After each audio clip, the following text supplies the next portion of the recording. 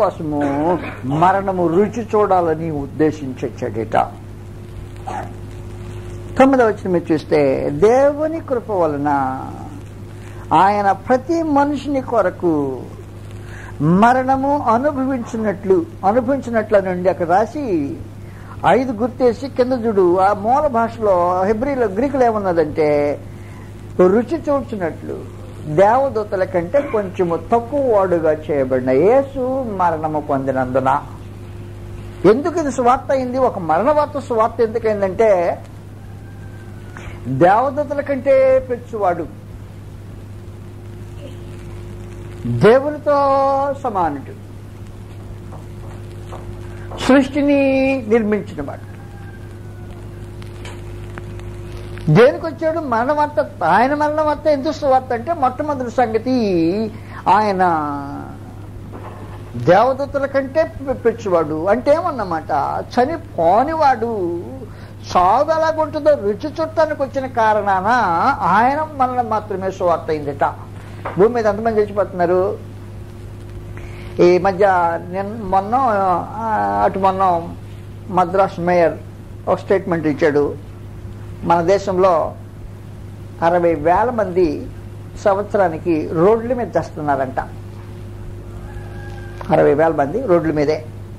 ఆసుపత్రిలో చచ్చేవాళ్ళ సంగతి కాదు, ముసలితనం వచ్చి చచ్చేవాళ్ళ సంగతి కాదు, ఏం కాదు, రోడ్ల మీద చచ్చేవాళ్ళు 60,000 మంది ఇండియాలోనే. లోకంలో సంగతి కాదు అది. కాబట్టి నువ్వు పోతే మళ్ళీ వచ్చేవాళ్ళు ఏవో తిరిగే గ్యారంటీ లేని వాళ్ళ సంగతి అన్నమాట. ఇప్పుడు అది 60,000 మంది. కాబట్టి లోకంలో మనుషులు ఉప్పలు తప్పలుగా చేస్తానే ఉన్నారు. సంవత్సరానికి హిందూ దేశం అంత చేస్తున్నారు, లోకంలో ఎంతమంది చేస్తున్నారో.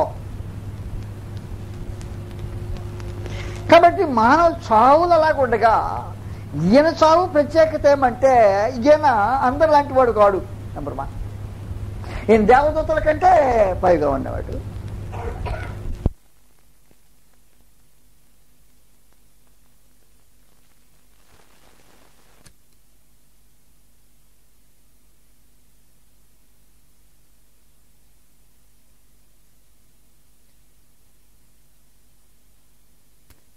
సమాధానం కొంచెం పరచవా అని ఆయన పంపించాడంట. సమాధానం పడాలంటే ఏం చేయాలంటే, నువ్వు మరణం రుచి చూస్తే కానీ సమాధానం పడటానికి కుదరదంట. ఇప్పుడు మరణం ఎవరిని చూడాలి? ఎవరిని చూడాలంటే, మరణించిన వాడు, మరణం లేనివాడు మరణం రుచి చూడబోతున్నాడు. అది విశేషమైన. చావు అంటే ఎరగని వాడు చావు పొందటానికి, అందువలన దేహం లేనివాడు ఒక దేహాన్ని ధరించడము తటస్థించింది అన్నమాట. కనుక క్రీస్తు ప్రభు యొక్క మరణము స్వర్తమాన కారణం అంటే ఏంటంటే, ఈయన అందరిలాంటి మనిషి చావటం కాదన్నమాట, దేవుని కుమారుడే చావటము. ఆయన దేవదూతల కంటే దానికోసమని ఖచ్చితంగా తను తానే తక్కువ చేసుకుని వచ్చాడట. మరణం రుచి చూడాలనే భావంతో వచ్చాడట, అంతేగాని ఆయన మరణించేవాడు కానే కాడట. ఈ మరణానికి తను తాను దించుకుని వచ్చిన కారణాన ఈ కార్యము జరిగిందిట. చదువుతాను గ్రంథం తీసి పరిశుద్ధాత్మ సంగతులు తెలియజేస్తూ ఉన్నాడు. ప్రకటన గ్రంథం 1:18 వచనము, ప్రకటన 1:18 మీకు జ్ఞాపకం ఉంటుంది. ప్రభువుని యేసు సంగతి తెలియజేస్తూ ఉన్నాడు, నేను మొదటి వాడను కాడపటి వాడను. అసలు ఏంటి ఆయన క్వాలిటీ అంటేను, ఆయన చెప్పాడు, నేను జీవించువాడను. కాబట్టి అసలు క్వాలిటీ ఏం క్వాలిటీ అంటేను, అది జీవించే క్వాలిటీ కానీ చచ్చిపోయే క్వాలిటీ కాదు. యోహాను సువార్త 1వ అధ్యాయంలో 3వ వచనము, ఆయనలో జీవముండెను అన్నాడు. యోహాను సువార్త 11వ అధ్యాయం 25వ వచనంలో పునరుద్ధానమును జీవమును నేనే అన్నాడు. ఎవరై అంటాను? నేనే పునరుద్ధానమును, నేనే జీవం. పునరుద్ధానము జీవమైన వాడు ఏం చేయబోతాడంటే, నువ్వు సావబోతాడు. ఆయన సావు మాత్రం, అందుకనే అది సువార్త అయింది. అందరు చేస్తే సువార్త కాదన్నమాట.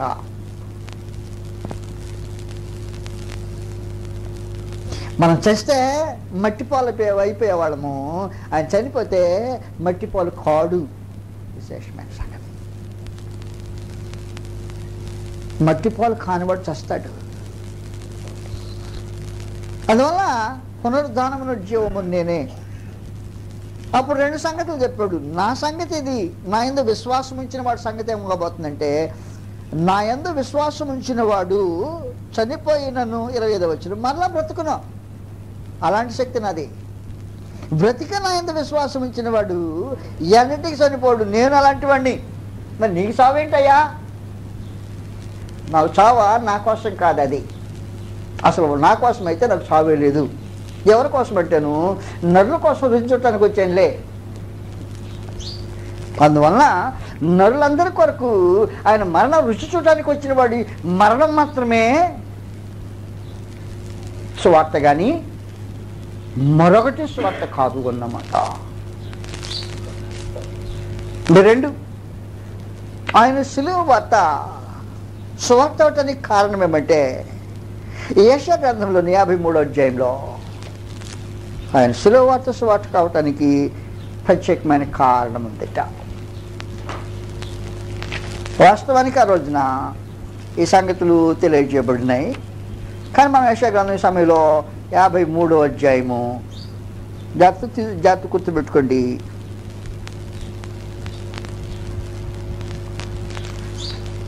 5వ వచనంలో, మన అతిక్రమ క్రియలను బట్టి అతడు గాయపరచబడెను, మన దోషమును బట్టి అతడు నలుగుగొట్టబడెను, మన సమాధానార్థమైన శిక్ష అతని మీద మోపబడెను. అందుకు దోషి, నేరస్తుడిగా ఆయన కొనిపోబడిన కారణం అదే అన్నమాట.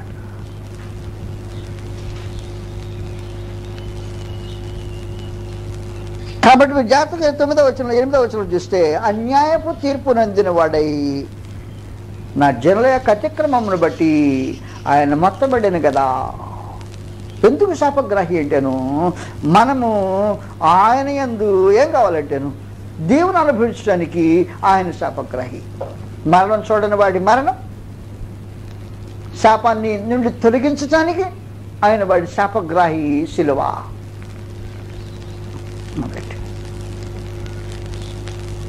క్రీస్తు ప్రభు యొక్క సిలువ సువార్త మరణము లేక సిలువ వార్త సువార్త అవటానికి కారణం, మరొక కారణం ఏంటి? ఒక కారణం ఏమంటే, చనిపోయేవాడు కాదు కనుక, నరుడు కాదు కనుక,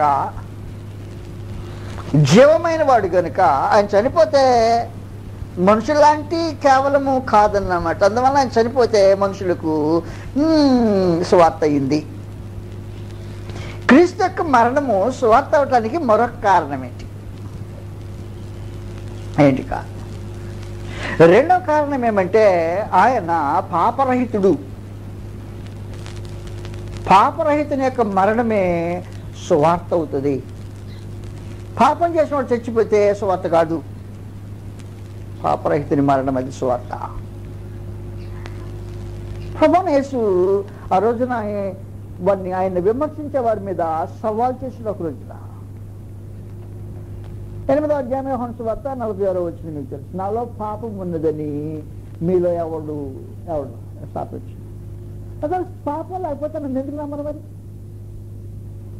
నోరు తెరిచేదానికి, సమాధానం చెప్పేదానికి దమ్ములు ఎవరికి అక్కడ పోయినాయి. ఆయన పాపరహితుడు. శోధింపబడలేదా? ఆయనకి శరీరం లేదా? అందుకని పాపరహితుడు కాదు. కాబట్టి ఒకళ్ళ మనుషులు ఆయనకి మనకంత శోధనలు ఉంటాయా, మనకంత కష్టాలు ఉంటాయా, మనకి శ్రమలు ఉంటాయా? ఆయనకి ఏం లేదు కాబట్టి పాపం లేకుండా ఉండలే. మనకి మనలాంటి ఇబ్బంది ఆయనకుంటే, శోధన ఉంటే ఆయన పులిసే పాపం చేస్తాడు లేదు చూస్తామని ఒకడు ఎవడన్నా అందలుచుకుంటే, హెబ్రీయులకు 4:15లో మన ప్రధాన యాజకుడు మన బలహీనతల్లో సహానుభావము లేనివాడు కాడు, కానీ ఆయన మన వలె అన్ని విధముల శోధింపబడినను పాపం లేనివాడు. అందువల్ల శోధింపబడితే నువ్వు పాపంలో పడ్డావు, కానీ శోధింపబడినా పాపంలో పడని పాపరహితుని యొక్క మరణము సువార్త అవుతుంది. అందుకు ఆయన మరణం సువార్త. కనుక మనకి దుర్వార్త ఎవరు సావు దుర్వార్త ఎందుకంటే, పాపి తెచ్చాడు, పాపి చేస్తే నరకానికి పోతాడేమో, ఆ తర్వాత ప్రస్తుతం కరెక్ట్గా నేరుగా పాతాళానికి వెళ్తాడేమో. ఈ పాతాళానికి వెళ్ళినవాడు నాశనం అయిపోతాడు కదా. అందుకని ఆ మాట వినంగానే దిగులు గుండె జారిపోతూ ఉంటుంది. ఓదార్పు లేకుండా మనుషుల్ని ఇక ఆపడానికి లేకుండా భయంకరంగా పడి ఏడుస్తుంటారు. ఒకళ్ళు ఏడవకపోతే మనుషులు దుఃఖంలో మునిగిపోతుంటారు. ఎందుకంటే గట్టివాడు అన్నమాట. కానీ చావే నీకు సంతోషం కలిగించే కారణం ఏమంటే ఆయన పాపరహితుడు. ఆ మాట అప్పుడే చెప్పాడు. శిలువ మీద దొంగ పక్కన వాడితో మాట్లాడుతూ, మనం అదే శిక్ష, నీవును అదే శిక్షా విధిలో ఉన్నావు, దేవునికి భయపడవా? మనకైతే ఇది న్యాయమే, ఇదేనా? ఏ తత్వదం చేయలేదా? కాబట్టి ఏ తత్వదము చేయని వాడి శిలువ సువార్త. కానీ ప్రక్కన తత్వదం చేసిన వారు వాళ్ళ మరణం ఉంది, అది సువార్త కాదు. వాళ్ళ శిలువ మరణమే సువార్త కాదు. సత్యదము చేయని వాడి శిలువ వార్త సువార్త. కనుక క్రీస్తు ప్రభు యొక్క మరణము సువార్త రెండో కారణం చెప్పాను. మొదటి, ఆయన చనిపోయేవాడు కదా, వాస్తవానికి శాశ్వతుడు, చనిపోవడానికి రుచి చూడటానికి దిగొచ్చాడు కాబట్టి ఆయన మరణము సువార్త అన్నాను. రెండవది, ఆయన పాపరహితుడు కనుక ఆయన మరణము సువార్త అన్నాను. మూడవ సంగతి, క్రీస్తు ప్రభు యొక్క మరణము సువార్త అవటానికి కారణం ఏమంటే మరణము ఆయన్ని పట్టుకెళ్ళలేదు, బంధించలేదు. కనుక సువార్త మీకు తెలిసిన సంగతి, రోమీయులకు 6వ అధ్యాయంలో పాపమునకు వచ్చి జీతము మరణం. అలాంటిది లేదు. కనుక ఇద్దరు శక్తులు పనిచేస్తుంటారు. మీరు జాగ్రత్తగా గుర్తుపెట్టుకుంటే, ఒక శక్తి సాతాను, వాడికుండే బలము మరణం. కాబట్టి సాతాను ఎప్పుడన్నా ప్రత్యక్షం కావాలంటేనే ఆయుధాలతో ప్రత్యక్షం అవుతాడు. ఆయుధాలతో ప్రత్యక్షం అంటే అప్పుడు ఉన్న ఆయుధాలన్నింటిలో భయంకరమైన కఠోరమైన ఆయుధము మరణం. ఆకలి ఉపయోగిస్తాడు. ముందు సాధనలో వగేరా ఉపయోగించేస్తాడు. వీటన్నిటి వల్ల ఏమన్నా కుదరకపోతేనే ఆఖరి కడాపడి రైట్ అంటాడు అన్నమాట. అలాగే మరణం యొక్క బలంతో మనిషిని వేధించుతూ ప్రారంభించాడు. కాబట్టి అపవాది ఏదో తోటలోకి వచ్చాడు. అపవాది అంట పాపం వచ్చింది, పాపం అంట మరణ లోపలికి వచ్చింది. కాబట్టి ఏదో తోటలోకి ప్రవేశమే సాతాను, ఆ తర్వాత పాపము, ఆ తర్వాత మరణం. రోమీయులకు 5వ అధ్యాయంలో 5వ అధ్యాయంలోనే 12వ వచనంలో ఇట్లుండగా ఒక మనిషిని ద్వారా పాపమును, పాపము ద్వారా మరణమును లోకంలో ప్రవేశించింది. కాబట్టి ఇప్పుడు ఎంతమంది అన్నమాట? ఒకటి సాతాను, వాడంట పాపము, వాడంట ముగ్గురు. ఈ ప్రభువుని దగ్గరికి ముగ్గురు వచ్చారు. ఎవరు? సాతాను, పాపం పాపం దగ్గరికి వచ్చి చేయటానికి కుదరలా, పాపం చేయడానికి ఆయన చేయడానికి కుదరలా. కాబట్టి మరణం దూరం ఉండి, నువ్వు ముందు పాపం చేయించి నేను తర్వాత వస్తానంటున్నాడు. అవునా? పాపం చేస్తే వచ్చే జీతం మరణం, పాపం చేయించేది సాతానా నీ వద్దు. అప్పుడు మరణం నొచ్చి లాక్కెళ్ళేది నా వద్దు. నువ్వు అది చేయించు, నేను మనం తీసుకెళ్తా. చేయించిన వాడిని మాత్రం నేనేం చేయలేను. నేనేం చేయాలి? కాబట్టి ఇప్పుడు క్రీస్తు ప్రభు యొక్క మరణమే మీరు జాగ్రత్తగా గుర్తుపెట్టుకుంటే మరణానికి భయం కలిగించే మరణం అది. మరణానికే భయం కలిగించే మరణం యొక్క వాస్తవమైన సంగతే. మీరు కూర్చున్న వాళ్ళలో ఒక్క మాట అడుగుతా, ఇప్పుడు వస్తారు అని మీకు గ్యారంటీ అయిపోయింది. ఎంతమందికి భయం కాకుండా ఉంటుందో. ఎప్పుడు వస్తారు, ఈ పూటే పూట అంటే ఇంకా కొంచెం టైం కూడా లేదు, లోపల 1 గంట లోపల ఈ పూట అయిపోతుంది. వస్తారు.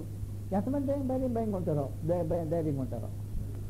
ఎప్పుడో చచ్చిపోతారు, ముందు గుండెగా చచ్చిపోతారు కదా ఆ మాట అనేటప్పటికి. అదన్నమాట వాస్తవానికి మరణం యొక్క భీతి అలాంటిదే. మరణం ఎవరినైనా భయపెడుతుంటది. నిన్ను నన్నుకు మాత్రమే కాదు. అడవిలో క్రూరమైన సింహం ఉంది. ఆ క్రూర సింహము ఏ జంతు మీదైనా పడి చంపేయడానికి తెగులుతుంది. కాబట్టి సింహం కనపడిందంటే చిన్న జంతువుకి ఏమైందంటే ఇంకంతే నాది అయిపోయింది, మరణం వచ్చిందన్నమాట, గ్యారెంటీ. అందువల్ల ఏం చేస్తుందంటే సింహము అడవిలో ఉండి పెద్దగా గర్జించేస్తాం. ఒక సింహం ఎక్కడ ఉండే తప్పించుకొని పోదామని తిరుగుతాయి అంటే తిరిగితే కంట్లో పడతాయి.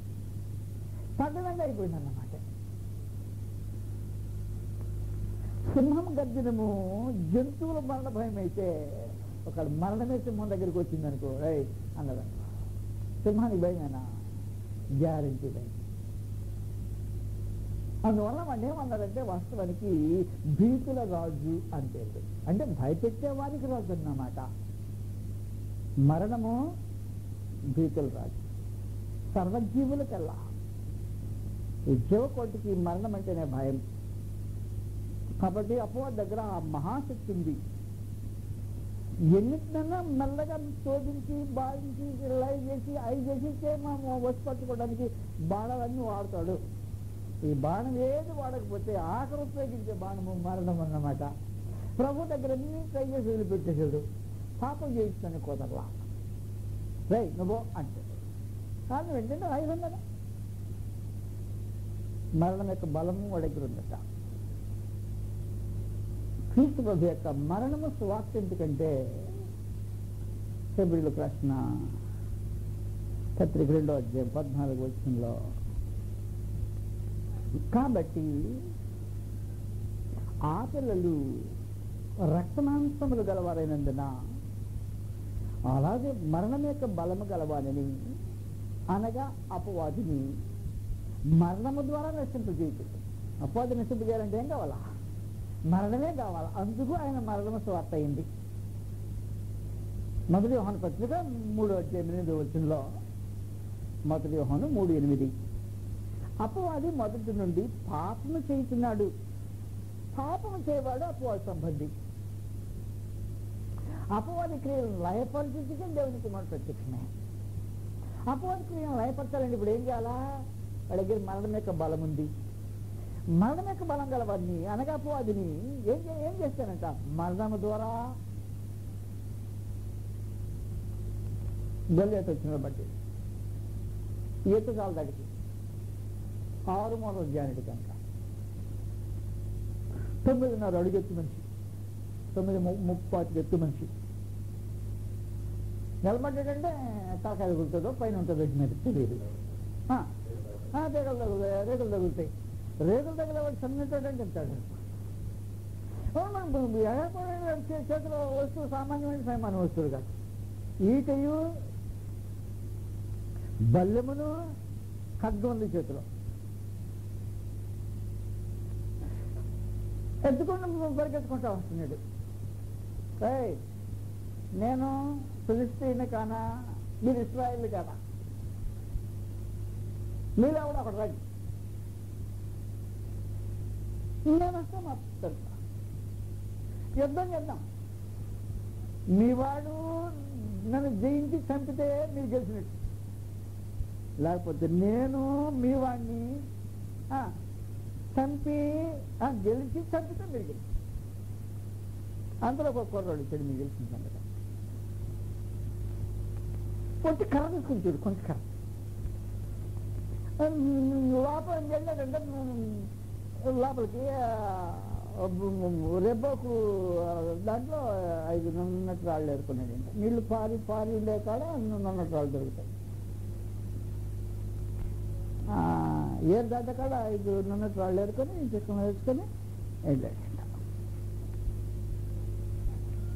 ఏం నేను కుక్కను అనుకున్నావు, కర్ర తీసుకుని కొట్టడానికి. ఏం కర్ర తీసుకుని వచ్చా కుక్క మీదకి వచ్చినట్టు తిట్టాల్సిందే తిట్టాడు, దూషించాల్సిందే దూసాడు. ఒకవేళ సంగతులు అయిపోయాయి. ఏదంటాడు, రా నేను తగనరుగుతానంటే తగనాక నీకు కచ్చేది కర్రపై తగ్గచ్చి నరుగుతావు తలకాయ, నీకెందుకు నా దగ్గర ఉంది రా, నీ కచ్చంలా అదే నేను నరికేదానికి అని చెప్పేది నీకు అర్థమైంది. నీ ఆయుధంతో నిన్ను నరుగుతా, క్రీస్తు ప్రభు కల్వరి శిలువలో జరిగింది అదే. ఎవరాయుధంతో నరకబోతాడు? మరణం యొక్క బలము సాతానికి అడుకుంటే ఆ ఆయుధం తీసుకుని నరుగుతాడంట. అందుకని సువార్త, క్రీస్తు ప్రభు యొక్క మరణ వార్త, అపవాదికి లయపరిచే వార్త. ఎప్పుడైనా క్రీస్తు వార్త సువార్త సువార్త అంటే సంగతులు దేని సువార్త నువ్వు విన్నది ఎప్పుడైనా? ఏ సువార్త అంటే వెళ్ళాలి నీకు నిజంగా? అందుకనే మార్పు వాళ్ళు నిజంగా జరిగితే కదా స్వార్థ, నిజమైన స్వార్థ అంటే మనసుకు అంతరంగంలో మార్పు కలిగేదానికి మరణ వార్త. అపవాది యొక్క క్రియలు లయపరచడానికి వచ్చిన వాడే ఏమి లేకుండా వచ్చాడు.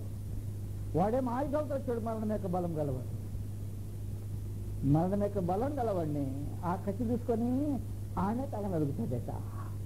అందుకు ప్రభువుని యేసు మరణం పొందాల్సిన అవసరం వచ్చింది. కానీ ఇంకొక సంగతి చెప్పాలి ఈ సందర్భంలో, మరణము భీతులు రాదు అది చెప్పాను కదా. ఈ భీతుల రాజుకే భయం వేస్తా ఉంది. కారణం ఏమంటే చనిపోయేవాడే మరణించేవాడిగా చనిపోతుంది. అపోస్తల కార్యములు 4వ అధ్యాయంలోని చంపింది ఎవరినో, చంపటానికి వాళ్ళు ప్రయత్నం చేసి జరిగించింది ఎవరినో చెప్తా ఉన్నాడు. 3వ అధ్యాయం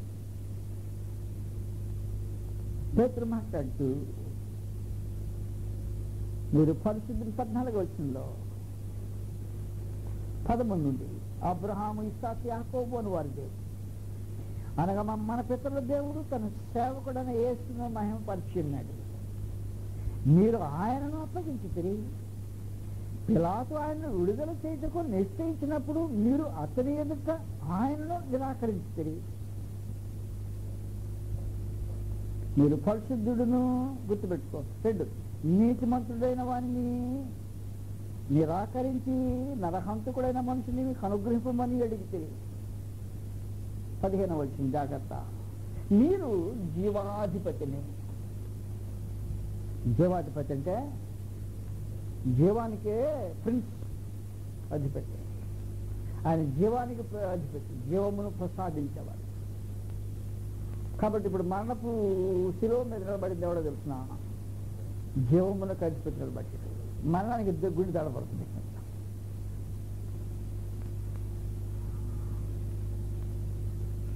అందువల్ల మరణానికి గుండె అసలే వాడి ఇతరులకు భీతులకు రాజు అయితే ఆ మరణ భయం చూసి మరణం వచ్చాడు అపవాది యొక్క ఆయుధంగా.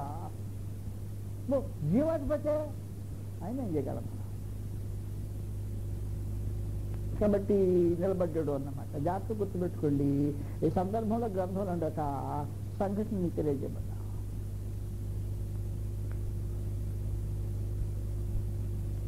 ఆహాబు దినాల్లో ఏలియాను పట్టుకురావటానికి ఒక 50 మంది సైనికులు, 50 మంది పైన ఒకడు లీడర్ నాయకుడు ఉంటాడే, ఆ నాయకుడిని పంపించాడు. ఒక డిఎస్పీ దాని కింద ఉన్న పరివారం అనుకోనే వచ్చి కొండ మీద కూర్చున్నాడు. అరెస్ట్ వారెంట్ తీసుకొచ్చారు రాజుగారి దగ్గర వచ్చి. ఏలియా అరెస్ట్ దిగరా. ఎందుకు వచ్చాడా? నేనే దైవజనుడిని అయితే నీ 50 మందితో పాటు నీవు కూడా ఆకాశం చగ్గుడు కూర్చుంది, దహించేసారు 51 మందిని. ఎంతసేపు చూసినా ఏం జరగలా. ఏమయ్యారో రాజుగారికి తెలియలేదు. ఈ పంపించిన 50 మంది తిరిగి రాలేదు కాబట్టి మళ్ళా ఇంకొక 50 మంది అమ్మాయి అధికారి వచ్చాడు. సఖాబిక ఆ సంగతి తెలియదు కదా. ఏరియా అలా దిగరా. నేనే దైవజనుడిని అయితే నీ 50 మందితో పాటు నువ్వు కూడా. మళ్ళీ ఆకాశం తగ్గింది వచ్చింది. ఈ మనుషులు అంత తగలబెట్టి వర్తమానం ఇప్పుడు కష్టపెట్టి రేపు పోయిన తగలబడుతున్నాడు. అయినా పోకపోతేనే రాష్ట్ర తట్ట, పోతేనేమో సాగు, పోకపోతే సాగే, ఉంటే పోయిన సాగే. ఇప్పుడు ఏం చేయాలి? అర్థమైపోయింది. పోయినా చదివే పోకపోయినా చదివే కనుక పోయిన స్థలంలోనే ఇక మీద ఏలియా అంటానికి లేకుండా దండం పెట్టి, బాబా నేను డ్యూటీ మీద వచ్చాం కానీ నీ మీద విరోధంగా రామని ఒప్పుకోవచ్చు. వెళ్ళారంట, డ్యూటీ మీద వచ్చాం బాబు, పోకపోతేనే మా ఆయనతో సాగుని వచ్చాం కానీ నీ మీద విరోధంగా రాలేదు అంటే వస్తాను పదా అంటే. మీ సంగతి మీరు జాగ్రత్తగా మనసులో పెట్టుకుంటే సిలువలో జరిగింది దాదాపుగా ఇలాంటిదే. పోకపోతేనే సాతాను కొడుకుతుంట. ఎవరు? మరణం పోకపోతే ఆడుతూ తంట. ఈడేమో పాపం చేయించలేక ఎక్కువ సతికలు పడ్డాడు. ఎవడా? సాతాను క్రిస్టియన్స్ చేత పాపం చేయలేక సతికలు పడ్డాడు. ఈ సతికలు పడిన తర్వాత మరణం ఏం చేయాలా? పాపంలోకి వచ్చిన చేత మరణం. పాపం చేయించి కలుపు తీసుకురావాలంటే అంటే తీసుకురాగలుగుతాడు. ఇప్పుడు పాపం చేయించడం వీడు మన కుదరలా. మరణం ఏం చేయగలడు? ఇప్పుడు వచ్చాం కలబడ్డాడు. చూస్తే జీవాధిపతి.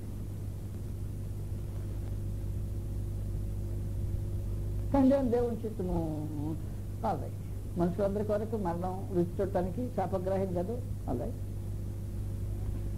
నిజులైన పాపుల నిర్భాగ్య స్థితి ఆయన మరణం లేకపోతే ఏముంటుందో ఒకసారి చూశాడు. ఆయన మన పాపము నిమిత్తము చనిపోయాను. ఇప్పుడు చావా, నువ్వు కంగారు పడక నేను వస్తానులే. ఎందుకంత భయపడతావు? నీ డ్యూటీలో వచ్చే కదా నేను వస్తాను అన్నట్టుగా జీవాధిపతే ఇష్టపూర్వకంగా చనిపోయాడు. కానీ మరణం ఆయన తీసుకొని వెళ్తే ఆయన చనిపోవాలా? యోహాను సువార్త. క్రీస్తు ప్రభు యొక్క మరణము మనకు సువార్త కావడానికే ఆశ్చర్యమైన కార్యములు దేవుని గ్రంథంలో ఉన్నాయి. ఆయన తనంతటి తాను ప్రాణం పెట్టగలడు, లేకపోతే తనంతటి తానే తీసుకోగలడు అన్నమాట. అందువల్ల 10వ అధ్యాయము యోహాను సువార్తలో ఈ సంగతులు రాబడున్నాయి. జాగ్రత్తగా మీరు చూడాల్సిన అవసరం ఉంది. 15వ వచనం నుండి, తండ్రి నన్ను ఎలాగూ ఎరుగును, నేను తండ్రిని ఎలాగూ ఎరుగుదును, అలాగే నేను నా గొర్రెలను ఎరుగును, నా గొర్రెలు నన్ను ఎరుగు. మరియు ఈ దొడ్డిని కానీ మరియు గొర్రెల కొరకు, క్షమించండి, గొర్రెల కొరకు నా ప్రాణము పెట్టుతున్నాను. నేను దాన్ని మరలా తీసుకున్నట్లు నా ప్రాణం పెట్టుతున్నాను.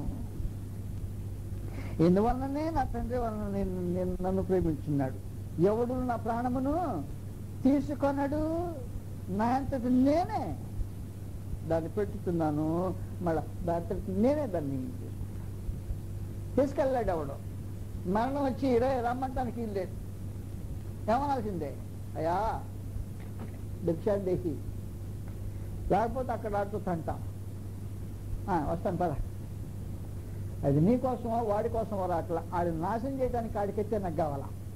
కాబట్టి మరణం దేనికోసం అంటే దేవుని చిత్తం నెరవేర్చడానికి మరణం కావాలి, పాప మరణం విమోచించడానికి మరణం కావాలి, మరణం యొక్క బలం గల వాడిని నాశనం చేయడానికి మరణం కావాలి. అందువలన క్రీస్తు యొక్క మరణము సువార్త. క్రీస్తు మరణము, అందువలన క్రీస్తు మన పాపము నిమిత్తము చనిపోయాను, ఆయన సమాధి చేయబడి తీసుకెళ్ళాడు. ఎంతమంది మా అంత నేను వస్తున్నాను అన్నాడు కదా, మరణంతో వెంటబోయాడు కదా, తీసుకెళ్ళి ఇదేం చేయాలి? మామూలుగా లోపల పెట్టి బిగించాలి కదా. లోపల పెట్టి బిగించడానికి కుదరట్లు అక్కడ పోయినాక. ఎంత పోయిన మాట వాస్తవమే. ఎవరో ప్రభువుని వేస్తూ మరణం అంటే పోయిన మాట వాస్తవమే. మరి తీసుకెళ్ళిన లోపల పెట్టి బిగించాలి కదా. అప్పుడు ఏం చేయాలి? అయింది దేహాన్ని సమాధిలో పెట్టాలా, ఆత్మనేం పాతాళంలో పడేయాలా. అందరికీ అలాగే జరిగేది. మామూలుగా మరణించిన వాడికి వాడి దేహము సమాధిలో, ఆత్మ పాతాళంలో.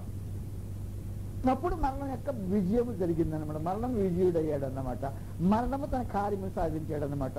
మరణము భీతులు రాజుకున్నాడు అనమాట. దేహాన్ని తీసుకెళ్ళి సమాధిలో, ఆత్మను తీసుకెళ్ళి పాతాళంలో. కానీ ఈయనకి ఆ సంగతులు కుదరట్లా దగ్గర.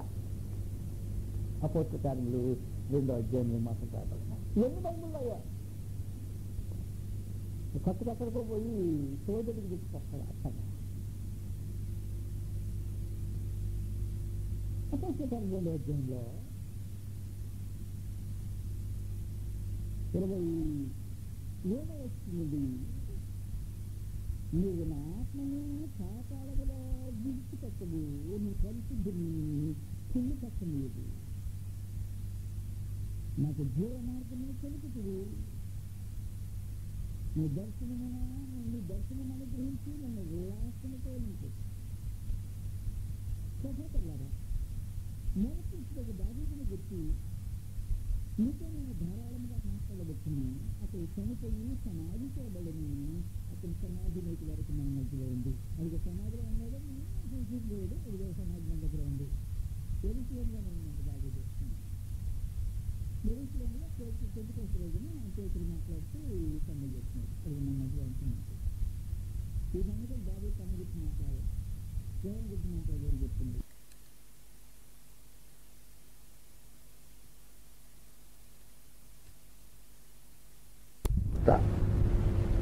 క్రీస్తు పాతాళములో విడువలేబడలేదనియు, ఆయన శరీరము కుళ్ళిపోలేదనియు దావీదు ముందుగా తెలుసుకుని ఆయన పునరుద్ధానమును గురించి చెప్పాను.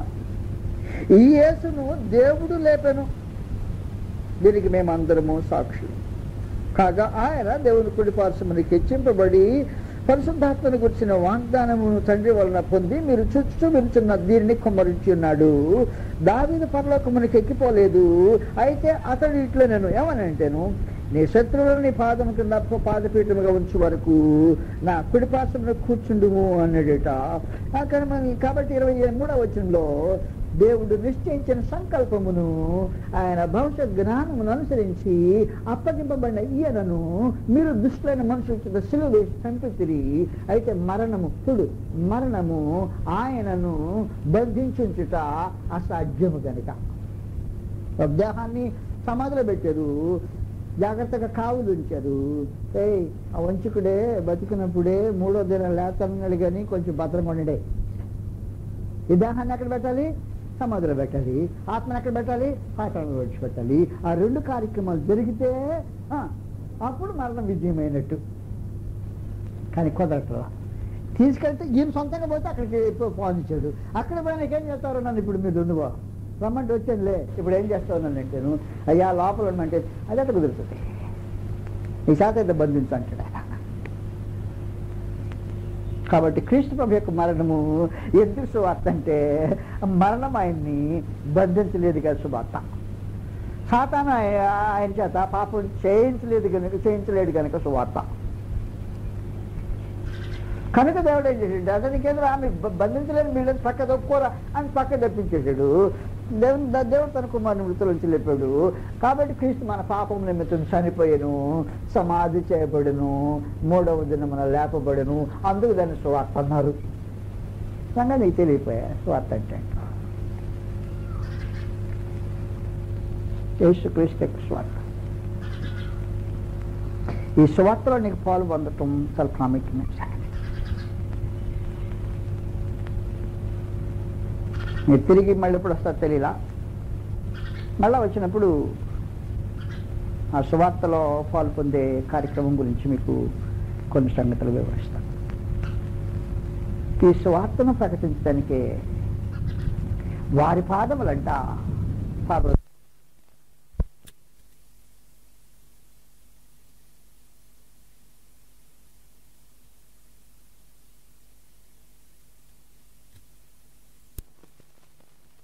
బాగో తెలియపోయినే అది తెలుసుకోవటం ఇప్పుడు తటస్థించింది కనుక ఆ సువార్త వలన నేడు మనం జీవించాల్సిన బద్ధులమైన క్రీస్తు చేసినందు దేవుడు చేసిన అనూహ్యమైన కార్యములను మనం ఎరిగి ఆ సువార్తలో పాలు పొందటానికి ప్రయత్నించాలని మీకు మనం చేస్తున్నా. ఆ పాలు పొందటం ఎలాగో మీకు తెలియకపోతే సాయంత్రం వచ్చినప్పుడు మళ్ళా వివరిస్తాను. నమస్కారం.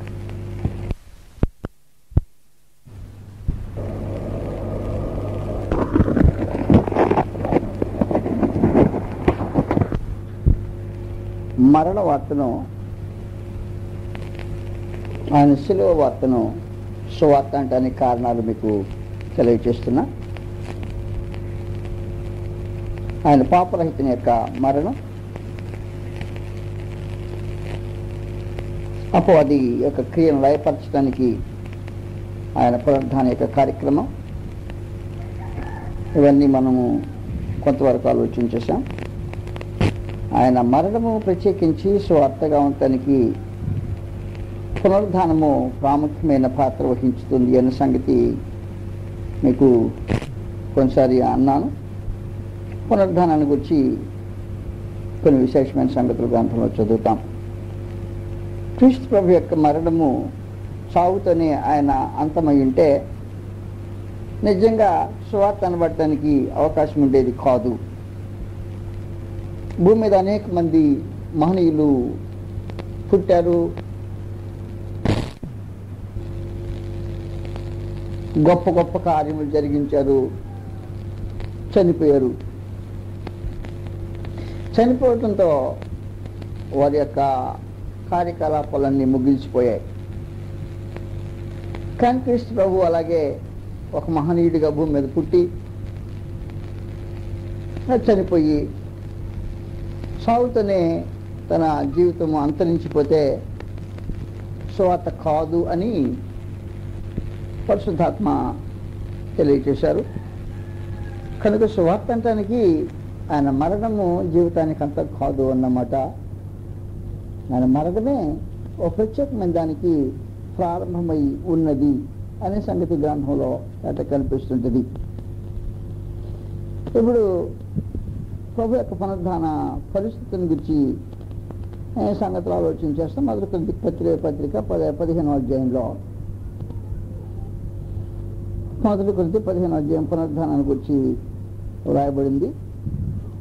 అసలు సువార్త అనే సంగతి ఇక్కడ ప్రత్యేకించి వివరించడం జరిగిందన్నమాట. సహోదరులారా, నేను మీకు ప్రకటించిన సువార్తను మీకు తెలియపరుచుతున్నాను. మీరు దానిని అంగీకరించి దాని ఎందుకు నిలిచి ఉన్నారు. మీ విశ్వాసం వ్యర్థమైతేనే కానీ నేను ఏ ఉపదేశ రూపముగా సువార్త మీకు ప్రకటించుతున్నో ఆ ఉపదేశమును మీరు గట్టిగా పట్టుకొని అనేడలా ఆ సువార్త వలననే మీరు రక్షణ పొందువారై ఎందరు. నాకేబడిన ఉపదేశము మీకు మొదట అప్పగించుతుంది. అదేవిధంగా లేఖన ప్రకారము క్రీస్తు మన పాపముల నిమిత్తము మృతి పొందెను, సమాధి చేయబడెను, లేఖనముల ప్రకారము 3వ దినమున లేపబడెను. పిమ్మట ఆయన కేపాకును తరువాత 12 గురుకుని కనబడెను. అటు పిమ్మట 500 కంటే ఎక్కువైన సహోదరులకు ఒక సమయం మంది కనబడెను. వీరిలో అనేకులు ఇప్పటి వరకు నిలిచినారు, కొందరు నిద్రించిరి. తరువాత ఆయన యాకోబునకును అటు తర్వాత అపోస్తలులకు అందరికీ కనబడెను. అందరికీ కడపట కాలమంది పుట్టినట్టున్న నాకును కనబడెను. 12వ వచనంలో క్రీస్తు మృతుల నుండి లేపబడి ఉన్నది ప్రకటింపవచ్చుండగా మీలో కొందరు మృతుల పునరుద్ధానము లేదని ఇట్లు చెప్తున్నారు. మృతుల పునరుద్ధానము లేని ఎడల క్రీస్తు కూడా లేపబడి ఉండలేదు. మృతుల పునరుద్ధానం ఉంది, క్రీస్తు లేపబడ్డారు. క్రీస్తు ప్రభు యొక్క మరణము ఎలా సువార్త అయ్యింది అంటే, మొట్టమొదటిగా ఆయన మరణము మన పాపముల నిమిత్తమైన మరణం. ఆయన మరణము ఆయన పాపముల నిమిత్తమైన మరణం కాదు. అంటే ఆ రోజు శిలువ మీద దొంగ చెప్పినట్టే, ఇది మనకు తగును, ఇది మన పాపమును బట్టి మనం శిక్ష అనుభవిస్తున్నాం, వాస్తవమే. అయితే ఈయన ఏ తప్పిదం చేయలేదు అంటే, ఏ తప్పిదం చేయని వాడు మన పాపము నిమిత్తము మృతి పొందెను అన్నమాట. కనుక క్రీస్తు ప్రభు యొక్క మృతి సువార్త ఎందుకైందంటే, అది మన పాపముల నిమిత్తమైన మరణం పొందాడు కనుక సువార్త అయింది. మన పాపములతో మరణం పొందారు అని ఎవరైతే నమ్మారో వారు దీన్ని అంగసువార్తగా అంగీకరిస్తారు అన్నమాట. అంటే నీ పాపం నిమిత్తం నువ్వు చనిపోలా, నీ పాపం నిమిత్తం నువ్వు శిక్ష అనుభవించలా, నీ పాపం నిమిత్తము మరొక ఆయన శిక్ష అనుభవించాడు అనేదే సువర్తమానము అన్నమాట. వాస్తవానికి పాపము దేవుని ఉగ్రతకు పాత్రమైనది. పాపము దేవుని సముఖము నుండి మనిషిని తోలివేసేది. పాపము శిక్షార్హంగా చేసేది. పాపము అపవాదితో జతకూర్చేది. పాపము నిత్య నాశనానికి మనుషులను నడిపించేది. అలాంటప్పుడు ఆ పాపం తొలగించబడటానికి క్రీస్తు మన పాపం మీద చనిపోయాను అనేది స్వర్తమానమే అన్నమాట.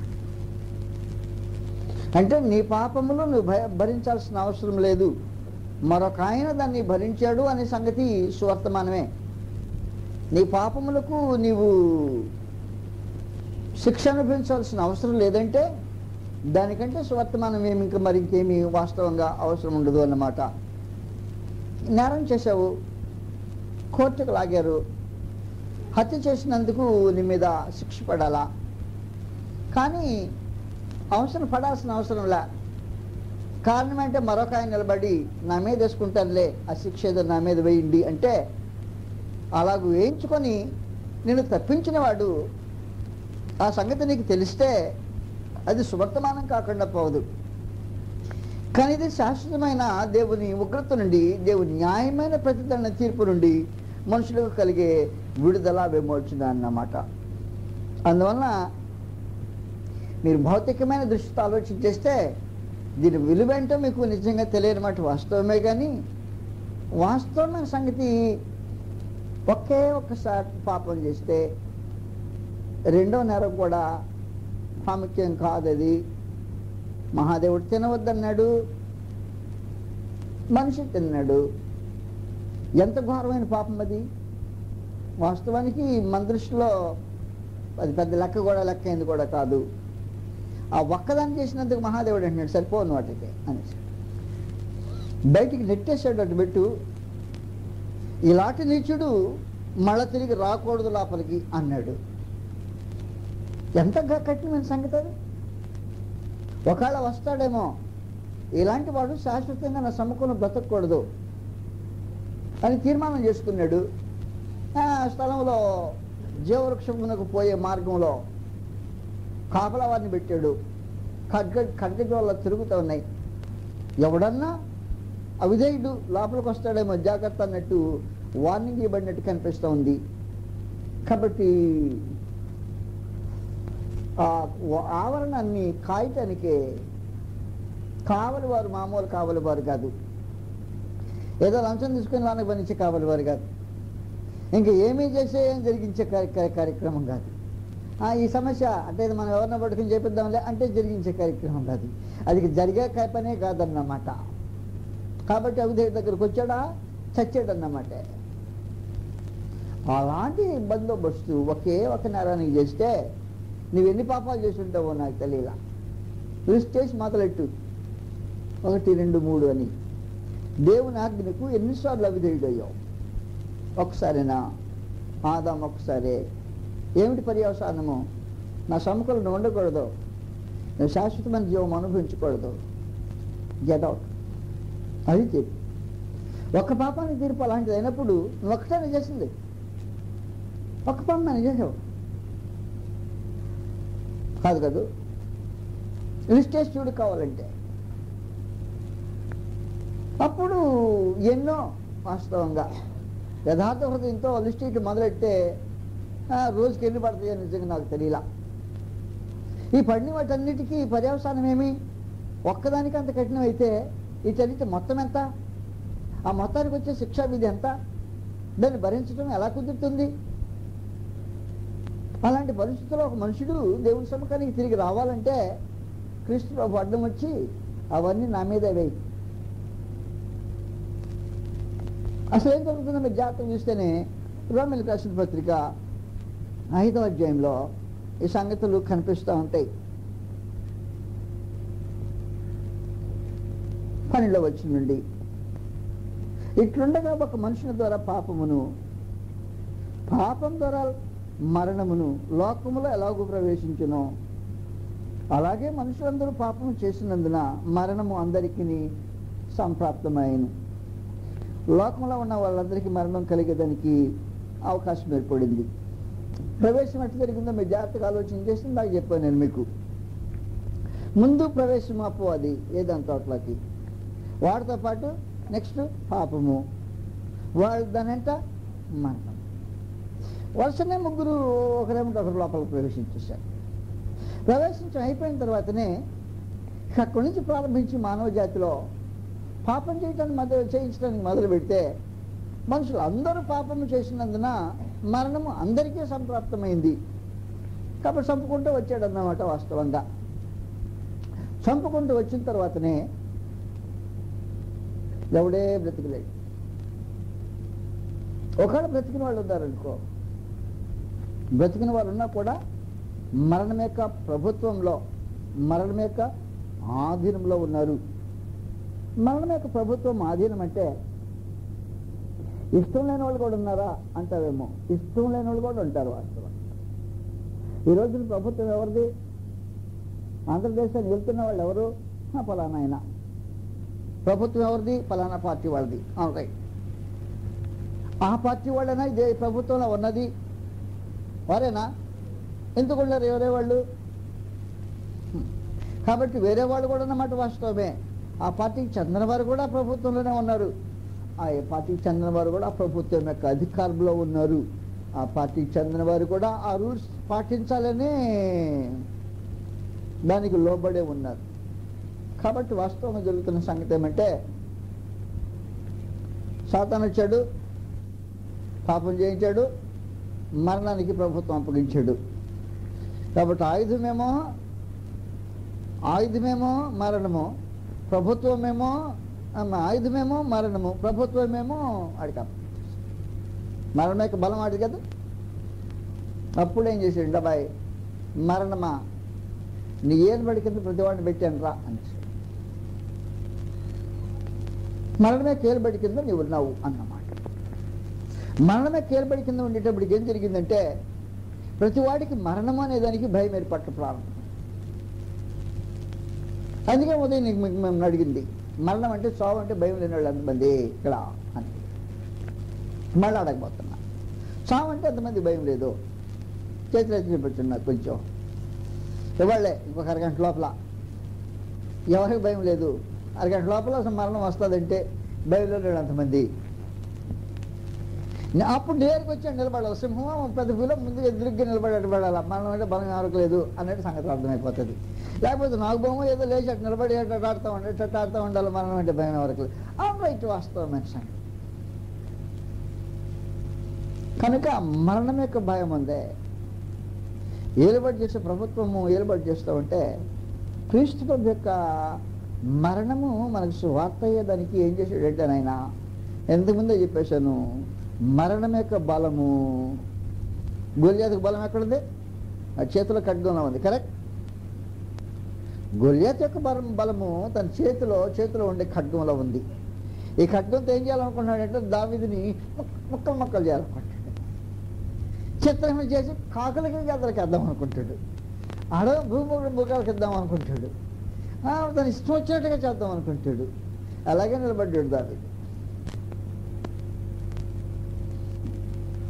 నేను నీ తల తెగ నరికి, ఏదంటే చెప్పాను కత్తి. ఏది కత్తి అంటే నీ చేతిలో కత్తి అని. నా కత్తి ఎప్పుడు నీ ఆయుధం ఏంటి? మరణం. ఇప్పుడు నేను నాశనం చేసింది ఎంత? ఆ మరణం. మరణం యొక్క బలము గలవానిని అనగా అపవాదిని దేంతో నరికెత్తాడంట? మరణము ద్వారా నశింపజేయుటకును. అంటే గొల్యాతు కత్తిని గొల్యాతు చేతిలోంచి దావీదు తీసుకొని వాడతాలు తగ్గొట్టినట్టే అన్నమాట. నీ దగ్గర మరణం యొక్క బలంతో వస్తున్నావు కదా, దాంతో నేను చంపేస్తా అన్న. ఆ మీదట క్రీస్తు ప్రభు యొక్క పునరుద్ధానం ఏం చేసిందంటే, మరణ భయం చేత దాస్యమునకు లోబడిన వారికి, మనుషులకి ఎట్టుంది? మరణం అంటే భయంగా ఉంది. మరణానికి దాస్యం. ప్రభుత్వం ఎవరిది? మరణ ప్రభుత్వం. భయం ఎవరిది? ఎవరి భయము? ప్రభుత్వం యొక్క భయమే మరణ భయం. ఎలాగున్నారు మనుషులు? దాస్యమును లోబడి ఉన్నారు, దాసులై ఉన్నారు, భయపడతా ఉన్నారు. వారిని విడిపించుటకును ఆయన రక్తమాంసంలో పాలువాడాను.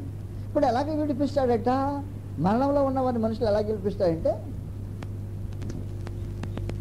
నీకు పాపం తొలగిపోయిందా? పాపాలు ఎంతమందికి పోయినాయి? పాపం పోయిన తర్వాత మరణం యొక్క భయం ఎందుకుంది? పాపం పోయిందంటే గ్యారంటీ ఏంటంటే మరణ భయం కూడా పోయిందనే. పాపం వల్ల మరణం వచ్చింది, పాపం యొక్క ఏలుబడి వల్ల మరణం ఏలుబడి చేయటం ప్రారంభమైంది. పాపం తొలగిపోయిందంటే ఏం పోవాలన్నమాట? మరణ భయం కూడా పోవాలి. కానీ నువ్వేమంటావంటేనే పాపం పోయింది కదండి, నాకు మరణ భయం పోలేదు అంట. నేను చెప్పే పాయింట్ మీకు అర్థమైంది. నా పాపాలన్నీ పోయినాయి అంటావు, మరి మరణ భయం పోయిందా? అదంటే కొద్దిగా భయమేనండి నాకు. ఎందుకు వచ్చింది? అందువల్ల క్రీస్తు ప్రభు యొక్క స్వార్థ ఏం చేస్తుందంటే నీకు గ్యారంటీ, ఆయన రక్తము నీ మనసులో అంతరంగంలో ఉండే మనస్సాక్షిని శుద్ధీకరించడం మాత్రమే కాదు, దానివల్ల పాపం తీసివేయబట్టడం మాత్రమే కాదు, మరొకటి ఏం చేస్తుందంటే మరణం యొక్క భయమును మానవ హృదయంలో నుంచి తొలగిస్తుంది. మరణ భయం నీకు పోయిన రోజున ఏం జరుగుద్దంటే ఆ సమాధాన సంబంధమైన స్థితిని నీవు అనుభవిస్తుంటావు. సమాధాన పడటం వేరే, రెండు సమాధాన స్థితిని కలిగి ఉండటం వేరే.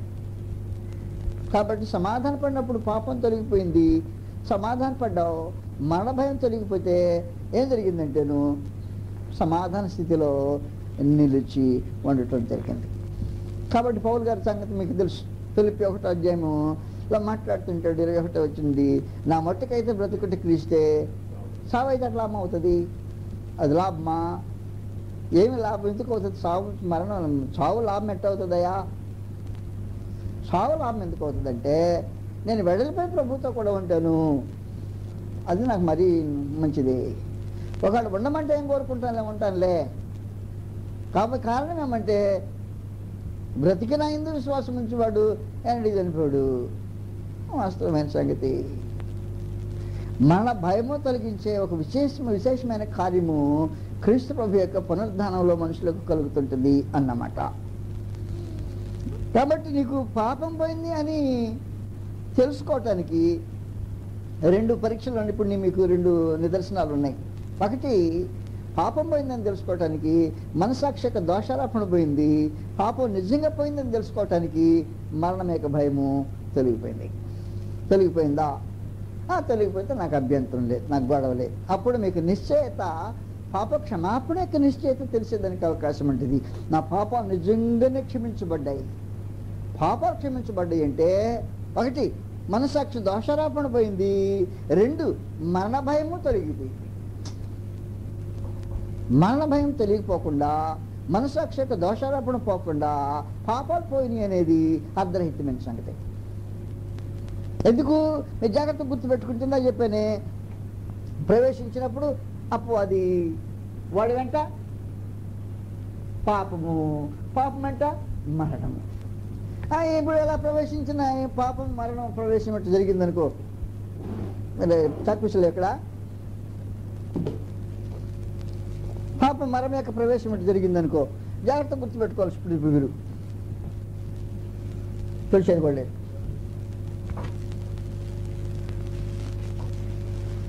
మీరు సంగతులను భద్రంగా ఆలోచన చేస్తే ఇది తేటగా వీలు ఉంటుంది. ప్రవేశము ముందు సాతాను,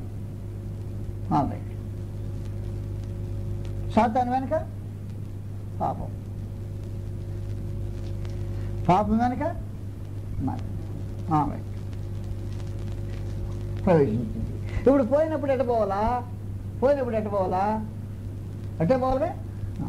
సాతాను సహవాసం నీకు పోయి దేవుని సహవాసం ఏర్పడింది. సాతాను పోతే ఎవరు పోవాలా? పాపం పోవాలా? పాపం పోతే మనం పోవాలా? అంతే సంగతి అన్నమాట. అప్పుడు నీకు సాతానుతో ఇప్పుడు ఏం జరుగుతుందంటే, ఇప్పుడు పోతే నీకు సహవాసం ఉందా లేదా? లేనే లేదు. మారు మనసు పొందా, నేను పాప క్షమాపణతో బాప్తిస్మం పొందా. అప్పుడేం పోవాలి? ఈ 2 కార్యక్రమాలు జరిగినప్పుడు సాతానుతో సహవాసం పోవాలి, పాపం నుంచి విమోచన కావాలి, అప్పుడు మరణ భయము తొలగిపోవాలి. ప్రవేశం ఎట్లా జరిగింది కనుక వెళ్తాం ఎట్లా జరుగుతుంది. నేను చెప్పే పాయింట్ మీకు నిజంగా అర్థమైతే అది వాస్తవమైన సంగతి అన్నమాట. కానీ మనుషులు ఏమంటుంటారంటే సాతానుతో నాకు సహవాసం లేదా, దేవునితో సహవాసం ఉంది అంటాడు. నీ పాపం పోయిందా? పాపం పోయిందంటవా? తెలియలేదే. దేవుని సహవాసం ఉందంటవా? ఉంది అంటే దైవ సహవాసము పాపం పోకుండా ఎలా జరిగింది? పాప క్షమాపణ లేకుండా దేవునితో సహవాసం పొత్తి ఎలా కుదిరింది? పాపము కదా దేవునికి మనుషులకి మధ్యలో అడ్డం వచ్చింది. అది కదా మనిషిని మరణానికి అప్పగించింది. దానివల్ల కదా మనుషుడు వేరైపోయింది. దైవ సహవాసం ఉందని చెప్పేవాడి దగ్గర ఏం పోవాలంటే పాపం పోవాలి. సాతానుతో సహవాసం పోయింది, పాపంతో పోయింది. ఆటోమేటిక్ ఏం కావాలా? వాళ్ళ అమ్మడి కదా వచ్చింది ఇది ఎవరు మరణం. ఆటోమేటిక్గా పోవాలి అన్నమాట. అందువల్ల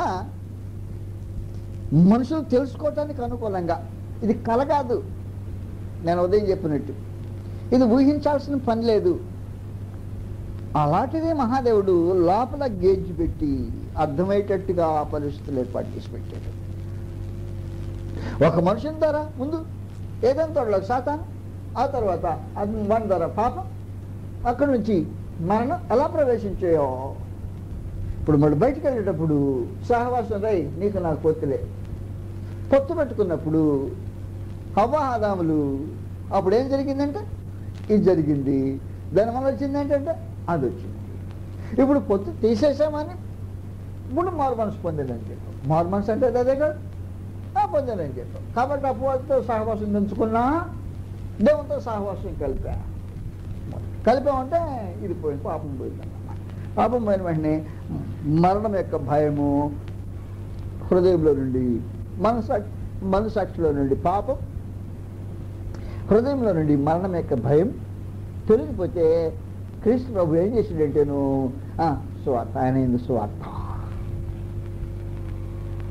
క్రీస్తు యొక్క సువార్త చెప్పాడు. మరణ భయం చేత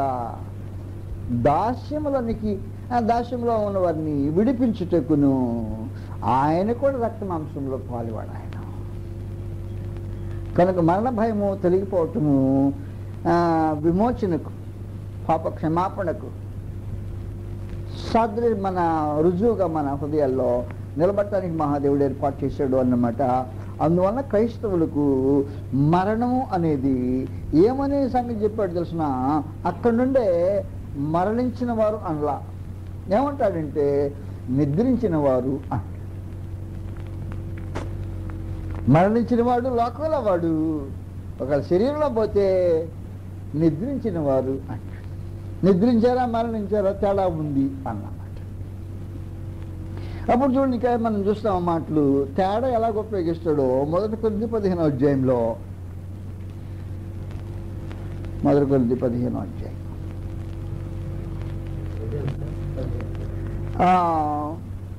12వ వచనం నుండి చదువుతాం. మళ్ళా క్రీస్తు మృతుల నుండి లేపబడి ఉన్నాడని ప్రకటింపబడుతుండగా మీలో కొందరు మృతుల పునరుద్ధానం లేదని ఇట్లు చెప్పుచున్నారు. మృతుల పునరుద్ధానము లేని ఎడల క్రీస్తు కూడా లేపబడలేదు. అంటే ఏంటి? క్రీస్తు లేపబడిన మాట వాస్తవమే. కనపడలేదా? వచనము 15వ అధ్యాయంలో 13వ వచనం కాడ ఉన్నాం. 13వ వచనం, మృతుల పునరుద్ధానం ఉందా లేదంటేను గ్యారంటీ. ఎలా గ్యారంటీ అంటేను క్రీస్తు లేపబడితే మృతుల పునరుద్ధానం ఉన్నదన్నమాటే. క్రీస్తు లేపబడలేదా? ఎందుకు లేపబడలేదు మేము చూస్తేని? ఆయన లేపబడిన మాట వాస్తవం. మృతుల్లో నుంచి క్రీస్తు లేచాడు. ఆయన కాఫర్ కనపడ్డాడు, 12 మందికి కనపడ్డాడు, ఒక్కసారి 500 కంటే ఎక్కువైన వారికి కనపడ్డాడు, ఫలానా వాళ్ళకి కనపడ్డాడు, ఫలానా వాడు ఆఖరికి నాకు కూడా కనపడ్డాడు. లేగలేదంటామేంటి? ఒక్కడా రుజువు లేగలేదంటే 100 మంది రుజువు ఉన్నాడు ప్రభుని యేసు లేచినట్టు. లేగలేదంటావా? గ్యారంటీ లేచినమాట. కానీ అందులో నేను కళ్ళా చూసిన సంగతి. అప్పుడు అలాంటప్పుడు క్రీస్తు ప్రభువు లేచాడు అంటే మృతులు కూడా లేస్తారు.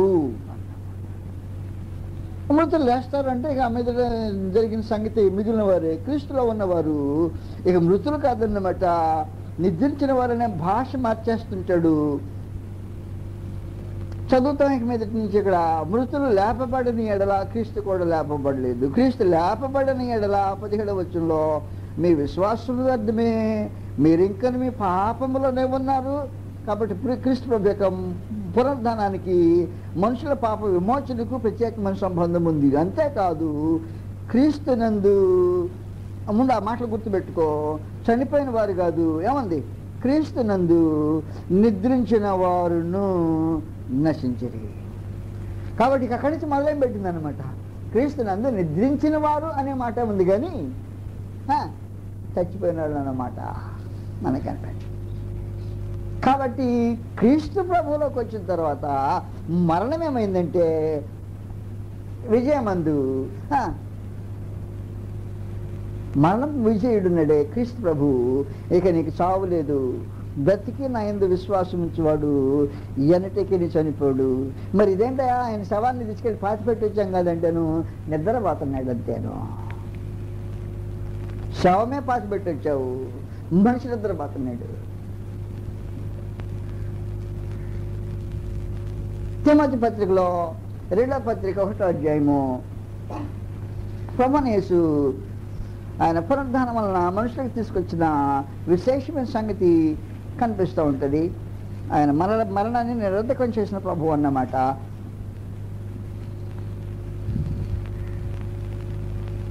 పదవచనం 9-10, మన క్రియలను బట్టి కాక తన స్వకీయ సంకల్పమును బట్టి అనాది కాలముననే క్రీస్తు యేసునందు మనకు అనుగ్రహింపబడినది, క్రీస్తు యేసును మన రక్షకుని ప్రత్యక్షత వలన బయలుపరచబడినది తన కృపను బట్టి. గుర్తుపెట్టుకో, మనలను రక్షించి పరిశుద్ధమైన పిలుపుతో ఆయన మనలను పిలిచెను. ఆ క్రీస్తు యేసు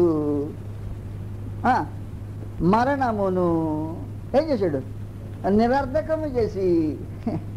కాబట్టి మనం వెళ్ళడా, మరణం అంటే పోయాడు కదా, మరణం ఆయన బంధించలేకుండా పోయాడు. కాబట్టి మరణ వేదన తొలగించి దేవుడు ఆయన మృతుల నుంచి లేపాడు. కాబట్టి మరణం ఏమైంది, నిరర్ధకం అయిపోయింది. మరణమును నిరర్ధకము చేసి జీవమును అక్షయతను సువార్త వలన, సువార్త వలన వెలుగులోకి తీసుకురావటం జరిగింది అన్నమాట. అందువలన ఇప్పుడు సువార్త నుండి విశ్వాసం ఇచ్చిన వారు, యేసు ప్రభువుని యేసు మా పాప నుంచి చనిపోయారు, సమాధి చేయబడి లేఖనం ప్రకారం 3వ దినం లేపబడిను అని సంగతి నమ్మిన వారికే ఏమొచ్చిందంటేను, జీవమును అక్షయతను సువార్త వలన వెలుగులోకి. అంతకుముందు దాగినే కనపడకుండా ఉన్నాయి, ఇప్పుడు సువార్త వలన బయటకు వచ్చాయి అన్నమాట. ఏమొచ్చాయంటేను, శాశ్వతంగా ఉండే ఏర్పాటు, దేవుని యొక్క ఏర్పాటు, మనుషులకు మరణం లేకుండా చేసే ఒక ఏర్పాటు ఉంది, అక్షయత. చనిపోయిన వాడిని బ్రతికించే ఏర్పాటు ఒకటి ఉంది, జీవము. చనిపోయిన వాడిని బ్రతికించడం అంటే దైవ సహవాసం తెగిపోయిన వాడిని మళ్ళా తిరిగి తీసుకురావటము అన్నమాట. యోహాను సువార్త 5వ అధ్యాయం 25వ వచనంలో, యోహాను సువార్త 5వ అధ్యాయం 25వ వచనం, మృతులు అంటే చచ్చిన వాళ్ళు, నిద్రించిన వారి సంగతి కాదు ఇది. నిద్రించిన వారైతే క్రీస్తులో ఉండి దేహాన్ని కోల్పోయిన వారు. మృతులు అంటే ఆత్మ సంబంధంగా చనిపోయిన వారు, దైవ సహవాసాన్ని కోల్పోయిన వారు. కాబట్టి మృతులనే ఈ సందర్భము మాట్లాడేది దైవ సహవాసాన్ని కోల్పోయిన వారు, ఆదాము లాంటి వారు అన్నమాట. తోటల నుంచి తోలివేయబడి మళ్ళా లోపలికి దగ్గరికి రాకుండా ఉండేదానికి అడ్డు పెట్టబడిన వారు, వారు మృతులు. 5వ అధ్యాయం 25వ వచనంలో, మృతులు దేవుని కుమారుని యొక్క శబ్దం వినుగడియ వచ్చుతున్నది, అది ఇప్పుడునే వచ్చి ఉన్నది, దాని వినువారు ఏమై జీవించేదరు.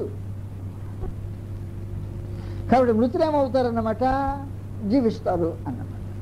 వింటే జీవించేదానికి ఏర్పాటు మహాదేవుడు ఏర్పాటు చేసి పెట్టాడు.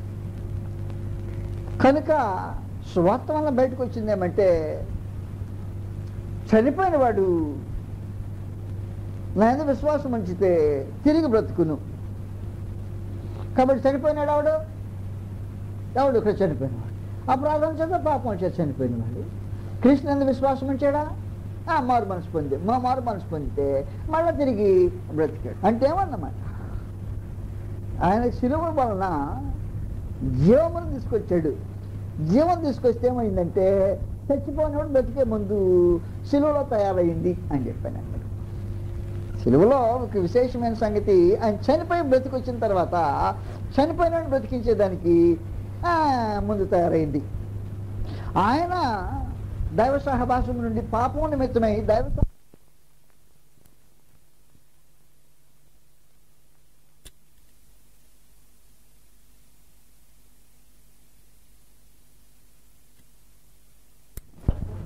రోమీయులకు రాసిన పత్రిక 8వ అధ్యాయం మీకు తెలిసింది 1వ వచనంలో, కాబట్టి ఇప్పుడు క్రీస్తు యేసునందున్న వారికి ఏ శిక్షా విధి లేదు. ఏం కదా, ఖడ్గజ్వాలలు లేవు, ఇప్పుడు వస్తే చంపేయాలనే పద్ధతి ఏమి లేదు. క్రీస్తు యేసునందు జీవమిచ్చు ఆత్మ యొక్క నియమము పాప మరణముల నియమం నుండి మృతికించాడు. కాబట్టి మృతులు దేవుని కుమారుని శబ్దం ఇప్పుడు ఉన్నారంటే మాత్రం ఏం జరగవచ్చు అన్నమాట, బ్రతికేదానికి శిలువ ప్రత్యేకమైన కార్యక్రమం చేసింది. కాబట్టి క్రీస్తు ప్రభు యొక్క శిలువలో పాపి రక్షించబడటానికి ఏర్పాట్లు జరిగాయి అన్నమాట. పాపిని ఏమన్నారంటే మృతులు అన్నారు, పరిశుద్ధులను ఏమన్నారంటే చచ్చిపోతే నిద్రించిన వారు అన్నాడు. మీకు అర్థమైంది వ్యత్యాసం. కనుక పాపులు చనిపోయిన వారు దేవుని కుమారుని శబ్దం విన్న తర్వాత బ్రతికింపబడతారు, దైవ సహవాసానికి వస్తారు. ఈ సహవాసంలో ఉండి దైవ సహవాసం నుండి శరీరాన్ని కోల్పోయారనుకో, సహవాసం పోయిందా, పోలా, నిద్రపోతున్నారు, దేహం లేదు కాబట్టి. అందువలన క్రీస్తు ప్రభు యొక్క శిలువ మరణము పునరుద్ధానం వలన ఆశ్చర్యమైన సంగతులు మనుషులకు తేవటము జరిగింది అన్నమాట. దానివల్ల నీకు జరిగే ప్రాముఖ్యమైన సంగతి చెప్పాను నేను మొదట. క్రీస్తు ప్రభువు నందు విశ్వాసం ఉంచి హృదయపూర్వకంగా నువ్వు మారు మనసు పొంది అపవాద సహవాసాన్ని మానేసి దైవ సహవాసానికి రావడానికి ఇష్టపడితే మనము, అందుకే చెప్పాడు ఆయన, ఇది మన వల్ల కలిగిన కార్యక్రమం కాదు, మన క్రియలను బట్టి కాక అన్నమాట. తన స్వకీయ సంకల్పమును బట్టి అనాది కాలంలోనే క్రీస్తు యేసునందు మన కలంకరింపబడినది, క్రీస్తు యేసును మన రక్షకుని ప్రత్యక్షంగా బయలుపరచబడినదని తన కృపను బట్టి మనలను రక్షించి పరిశుద్ధమైన పిలుపుతో ఆయన మనలను పిలిచెను. ఆ క్రీస్తు యేసు మరణమును నిరర్ధకము చేసి జీవమును అక్షయతను, ఒక ప్రక్క జీవం చచ్చిపోయిన వాళ్ళని బ్రతికించటాన్ని, బ్రతికి చనిపోయిన విశ్వాసం ఉంచిన వాడు మరణ ఎన్నటికి చనిపోకుండా ఉండేదానికి అక్షయత రెండు తీసుకొచ్చేసాడు. కాబట్టి నువ్వు అపరాధం చేత పాపం చేత చచ్చావు, దేవునికి మన శబ్దం విన్నావాడు బ్రతికించబడ్డావు. బ్రతికించబడిన తర్వాత శరీరం రాలిపోయింది. శరీరం రాలిపోతే ఏమైంది, నిద్రించిన వారు అంటే సంగతి. నేను చెప్పేది మీకు ఎంతవరకు అర్థమైందో నాకు సరిగ్గా తెలియలేదు, కానీ క్రీస్తు యేసులో స్వార్థలో ఏముందో మనుషులకు అర్థం కాక నీతిగా బ్రతకటం అనేది, పరిశుద్ధతలో జీవించటం అనేది, పాపం విషయమే చనిపోయిన వారిలాగా జీవించటం అనేది మనుషులకు అర్థం కాకుండా పోతుంది. పాపం విషయమే చనిపోయిన మనము ఇక మీద దానిలో ఎలా జీవిస్తాము అనే ప్రశ్నకు అర్థం కాకుండా జీవితం కొనసాగడం జరుగుతుంది. మనుషుడు పాపం యొక్క ఫలితాలు ఎంత ఘోరమైన శిక్షకు క్రీస్తును అప్పగించాయో అనే సంగతి కూడా సరిగ్గా గుర్తించకుండానే సునాయాసంగా జీవితంలో పాపం అనే దాన్ని జరిగిస్తుంటే క్రీస్తు ప్రభు యొక్క శిలువ మరణం వారికి సువార్తగా సరిగ్గా తెలియలేదు అన్నమాట. కనుక క్రీస్తు ప్రభు యొక్క సువార్తమానమే పాపం నుండి మనుషుల్ని విడుదల చేసిందంటే గ్యారెంటీగా మనసాక్షి దోషారోపణ తీసి వేస్తుంది. వేసిన తర్వాత మరణం యొక్క భయము తెలియదు. అందువల్ల ఇప్పుడు మిమ్మల్ని అడిగాను, అరగంటలో కాదు 5 నిమిషాల్లో గ్యాస్ చాంబర్స్లో పెట్టి తినిచేస్తే కూడా ఇబ్బంది ఏమి లేకుండా మరణ భయము తొలగిపోయే ఒక ప్రత్యేకమైన పరిస్థితి క్రీస్తు ప్రభు శిలువ వలన, ఆయన పునరుద్ధాన శక్తి వలన మనుషులకు అనుగ్రహించబడేటట్టు జీవమును అక్షయతను సువార్త వలన వెలుగులోకి తీసుకొచ్చాడు అన్నమాట.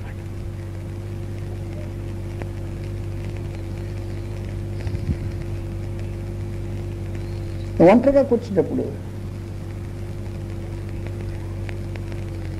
క్రీస్తు మన పాపంలో చనిపోయిన అంటున్నాను కానీ నా పాపం పోయిందా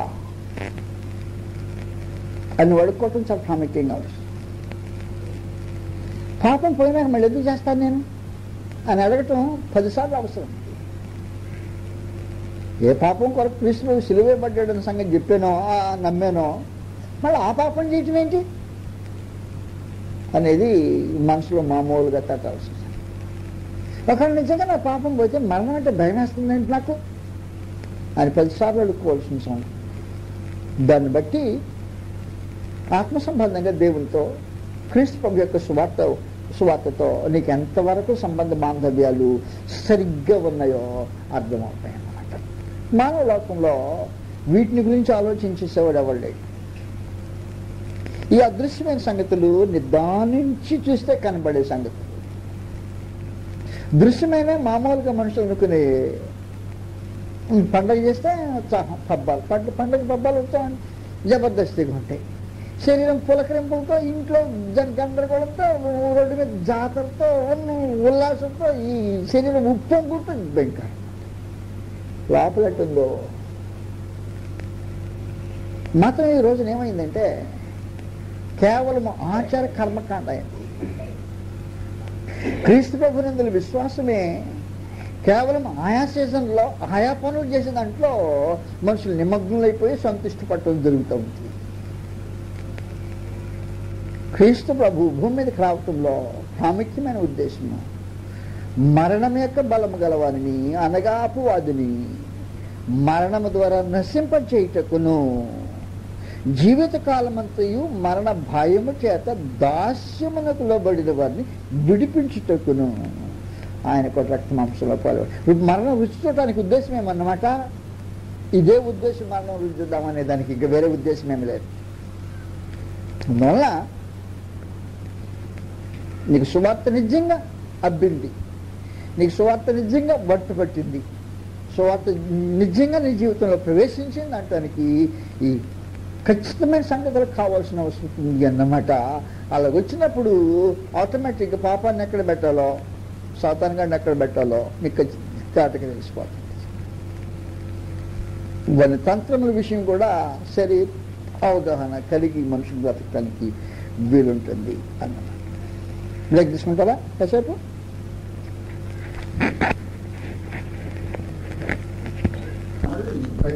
నిద్రపోతా ఉన్నారు అవసరం అండి. ఎప్పుడైతే మీకు సంగతి తెలియజేశాను, ప్రవేశము సాతాను, ఆ తర్వాత పాపము, మరణం లోపలికి వచ్చాయి. మారు మనసు పొందేవాడు ఏ ఉద్దేశంతో మారు మనసు పొందాలంటే సాతాన్ని నెట్టేయాలి, పాపాన్ని తీసివేసుకోవాలి, మరణ భయాన్ని తొలగించుకోవాలి, ఈ కార్యములు జరిగేదానికి ప్రయత్నం చేయాలి. కనుక క్రీస్తు ప్రభు మృతులోంచి లేచి వచ్చినాక జరిగిందేమంటే జీవమును వెలుగులోకి తీసుకొచ్చారు సువార్త వలన, అక్షయతను సువార్త వలన వెలుగు తీసుకొచ్చారు. అంటే మేము జాగ్రత్త గుర్తుపెట్టుకుని దేవుని యందు విశ్వాసం ఉంచి పాపం పోగొట్టుకుని నీతిమంతులుగా క్రీస్తు చేసినందు ఆయన మరణం వలన తీర్పు తీర్చబెడితే నీతిమంతులుగా తీర్చబడిన వాడికి చనిపోయిన వాడి గతంలో పాపం వల్ల చనిపోయిన వాడికి జీవంలోనికి వచ్చింది. కాబట్టి ఇప్పుడు క్రీస్తు యేసునందున్న వారికి ఏ శిక్షా విధి లేదు. క్రీస్తు యేసునందుని జీవమిచ్చు ఆత్మ యొక్క నియమం ఉంది. పాపం చేసిన వాడు చావాలి అనే నియమం నుండి తొలగించింది, ఇప్పుడు లేదన్నమాట. పాపం మరణం వల్ల నియమం నుండి నన్ను విడిపించాను, జీవం వచ్చింది. కాబట్టి ఎప్పుడో జీవం ప్రవేశించిందో నీతి వచ్చి అనుగ్రహించబడింది. నీతిమంతుడైన దేవుని చేత సహవాసం చేయడానికి అవకాశం లభిస్తుంది అన్నమాట. కాబట్టి దేవునితో సహవాసం ఉంది అని చెప్పితే నీతిమంతులు మాత్రమే దేవునితో సహవాసం చేయటానికి వీలుంటుంది. పాపం చేసిన వారు సహవాసం చేయటానికి వీలుండదు. పాపం సహవాసం తెంచేసింది కనుక పాపం పోతేనే దేవునితో సహవాసము. పాపం పోయింది అంటే సహవాసం ఏర్పడటానికి ముందుగా నీతి అనుగ్రహించబడింది అన్నమాట. ఈ నీతి అనుగ్రహించబడే కార్యక్రమము క్రీస్తు ప్రభు యొక్క బలిలో ఆయన పునరుద్ధరణ శక్తులు ఏర్పాటు జరిగింది అన్నమాట. కొరింథీయులకు 2వ పత్రికలో ఈ సమాధానానికి వరకు మహాదేవుడు చేసిన ఈ ప్రత్యేకమైన ఏర్పాటు 5వ అధ్యాయంలో కనిపిస్తుంది. కాబట్టి తిరిగి మనుషులతో సహవాసం చేయాలని కోరుకున్న దేవుడు 18వ వచనం నుండి సమస్తమును దేవుని వలనైనవి, ఆయన మనలను క్రీస్తు ద్వారా తనతో సమాధానపరచుకోవడానికి కోరుకున్నది ఎవరు? ఆయనే తనతో సమాధానపరుచుకొని ఆ సమాధాన పరిచర్య మాకు అప్పగించను. అదేదనగా దేవుడు వారి అపరాధములను వారి మీద మోపాడంటే ఏమైంది? సమాధానం లేదన్నమాట, శత్రుత్వం అన్నమాట. పాపంతో ఎక్కడైతే పాపం ఉంటుందో దేవునికి విరోధ భావం ఉంటుంది అన్నమాట. కాబట్టి వారి పాపం వారి మీద మోపక క్రీస్తునందు మోపి క్రీస్తునందు మనల్ని దేవునితో సమాధాన పరుచుకోవడం వల్లని ఆ సమాధాన పరిచయం నాకు అప్పగింది. కావున దేవుడు మా ద్వారా వేడుకున్నట్లు మేము క్రీస్తునకు రాయబారులమై దేవునితో సమాధాన పడుడని క్రీస్తు పక్షమును మేము బతిమాలుకొంటున్నాము. ఏలయనగా మనము ఆయన యందు, కాబట్టి ఇప్పుడు నీతి ఎక్కడ అవుతుంది అన్నమాట.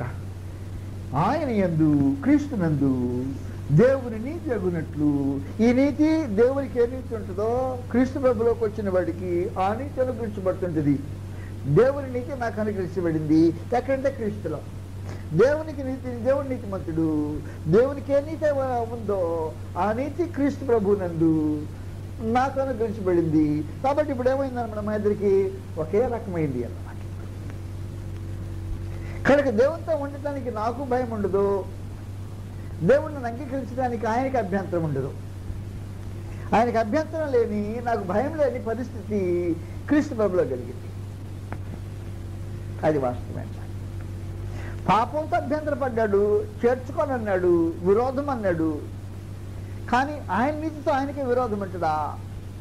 ఖచ్చితంగా ఉండదు. కాబట్టి ఆయన నీతిగా నన్ను చేయటానికి పాపం ఎదుగని ఈయనను మన కొరకు పాపంగా చేశాడు. కాబట్టి పాపం అక్కడికి పోయింది. పాపం పోయిన తర్వాత దేవుని యొక్క ఉగ్రత అక్కడికి పోయింది. ఉగ్రతను వారు భరించిన పాపం నిమిత్తమే ఉగ్రతను అనుభవించిన క్రీస్తు ప్రభు అన్నమాట. ఆయన అది ఎప్పుడైతే అనుభవించాడో ఆయన యందు నీతి ఉందే, సొంత నీతి ఉందే, క్రీస్తు ప్రభుకే నీతి ఉందే, పాపరహితులైన జీవం ఉందే. ఆ జీవం వల్ల ఏమంటే నా పాపంకేమో ఆయన ఉగ్రత అనుభవించాడు, తనకైన నీతిని నాకు ధరింపజేశాడు. కాబట్టి క్రీస్తునందు నీతిమంతునిగా తీర్చిన తర్వాత ఇంకా బాహ్య సంబంధం ఇబ్బంది ఏముంది అక్కడ? దైవ సహవాసానికి మానవునికి ఇబ్బంది లేని ఒక పరిస్థితి క్రీస్తు ప్రభువులో కలిగింది అన్నమాట. పాపం ఎరుగని ఆయనను మన కొరకు పాపముగా చేశాడు. సువార్త అంటే అది సువార్త. కనుక నీకు దేవుని నీతి ఉందా? దేవుని నీతి ఎప్పుడైతే ఉందో జీవం ఉంది అన్నమాట. జీవం ఎప్పుడైతే, జీవం అంటే అన్నమాట చనిపోయిన వాడు బ్రతికించబడ్డావు అన్నమాట. జీవం ఎప్పుడైతే ఉందో దైవ సహవాసము ఉందన్నమాట. కాబట్టి ఇప్పుడు మనకు దైవ సహవాసం ఉందా లేదా, ఈ సంగతిని మీరు మాటికి ఆలోచించాల్సిన అవసరం ఉంది. ఇన్ని పెడుతున్నావు అనుకో, నీకు విరోధంగా భావము ఎవరైనా మన వాళ్ళు మనసుకు తట్టారనుకో, వారి దగ్గరకు వచ్చినప్పుడు ప్రక్కకి వెళ్ళినప్పుడు నీ మనసు ఎట్టుంటుంది? అంగీకారం ఉంటుందా? పలక బుద్ధి అవుతుందా? నీకు ఎక్కువ మనసులో కష్టం ఉందనుకో, ఒకవేళ వాళ్ళే పలకరించబోతే మనసు ఇప్పుడు నువ్వు మాట్లాడడానికి అవకాశం ఉంటుందా? ఉండదు, ఖచ్చితంగా ఉంటుంది. ఎందుకంటే దాదాపుగా తప్పుకోవాలని ప్రయత్నం చేస్తాం. ఎందుకు ఎదురొచ్చారా ఈయన, ఈ వ్యక్తి అని భావన కలిగి ఉంటుంది. అది పాపంతో ఉండే గొడవ దైవ మానవులకు మధ్యలో ఉండే సంబంధం. ఒకవేళ దేవుడా అని నువ్వు పిలవదలుచుకున్నా, తండ్రి అని మొరపెట్టదలుచుకున్నా, ఆయన ఆ తండ్రి అనే భావంతో నీతో ఎప్పుడు పలకడం. ఎందుకంటే నేను తండ్రిని కాదు, నేను బిడ్డ. కారణం ఏంటంటే బొచ్చి మాటలు మాట్లాడుతున్నాం, మన మధ్యలో పాపం ఉంది. నీ కుమారుడు కావాలంటే నీతిమంతుడిగా తీర్చబడాలి. కనుక తన కుమారుని యొక్క నీతి మనకు అనుగ్రహించిన తర్వాత నీతిమంతుడిగా తీర్చబెడితే దైవ మానవుల సహవాసం ఉంటుంది అన్నమాట.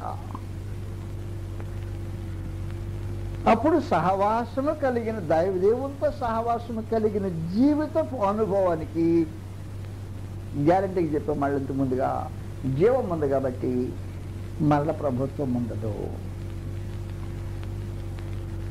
క్రీస్తు ప్రభులో మనుషులు చేసి జరిగిన ఒక ప్రత్యేకమైన ఉపకారమే మీరు తెలుసుకోవాలని ఉద్దేశిస్తాం. ఈ ఉపకారం ఏమంటే ఆయన మృతుల నుంచి లేచిన తర్వాత పాపం చేయటానికి పర్మిషన్ లేదు, లైసెన్స్ లేదు. అయితే ఒక పని, పాపము పసితనం వలన జరిగితే, ఆత్మ సంబంధమైన పసితనం వలన జరిగితే కనికరం అంది. కారణం ఏమంటే ఆయన ప్రభుత్వాన్ని మార్చేశాడు. ఏ ప్రభుత్వాన్ని మార్చాడంటే ఇంతకుముందు పాపం ప్రభుత్వం ఎవరిది? మరణం ప్రభుత్వము అన్నమాట. ఈ మరణ ప్రభుత్వం ఎవరి మీద ఏర్పాటు చేసింది? కేవలం పాపం చేసిన వాళ్ళ మీదనా?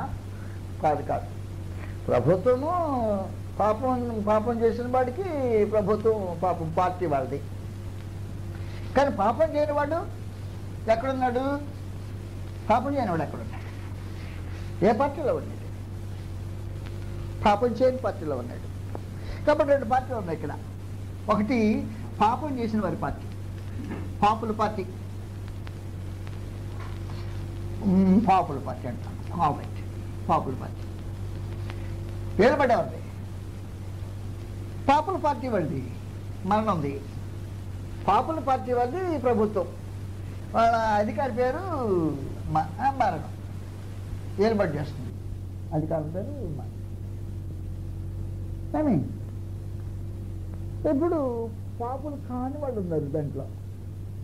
ఎవరు పాపులు కాని వాళ్ళు? చిన్నపిల్లలు జన్మించారు, కొత్తగా మామూలుగా జన్మించారు, తల్లి గర్భం నుంచి బయటకు వచ్చారు.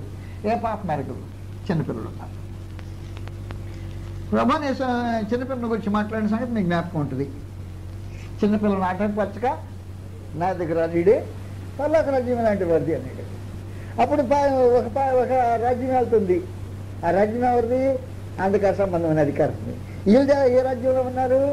దేవుని రాజ్యం లాంటి వారిది. రైట్. కాబట్టి దేవుని రాజ్యం ఇలాంటి వారిదే, కానీ ఇలాంటి వారిది దేవుని రాజ్యం. కానీ రాజ్యం అధికారం ఎవరిది? రాజ్యాధికారం వేరే వాడిది. రాజ్యం వీళ్ళకి అధికారం లేని రాజ్యం ఇది. అంటే పాపుల చారని వారు, పాపులు ప్రత్యేకంగా ఉన్నవారు ఆ పార్టీ కాని వాళ్ళు. ఈ పార్టీ కాని వాళ్ళ మీద కూడా మరణం అధికారం చేస్తుందంట. అప్పుడు సంగతి రోమీయులకు రాసిన పత్రిక 5వ అధ్యాయం. రోమీయులకు 5వ అధ్యాయంలో ఈ సంగతులు చెప్తా ఉన్నాడు. 14వ వచనం.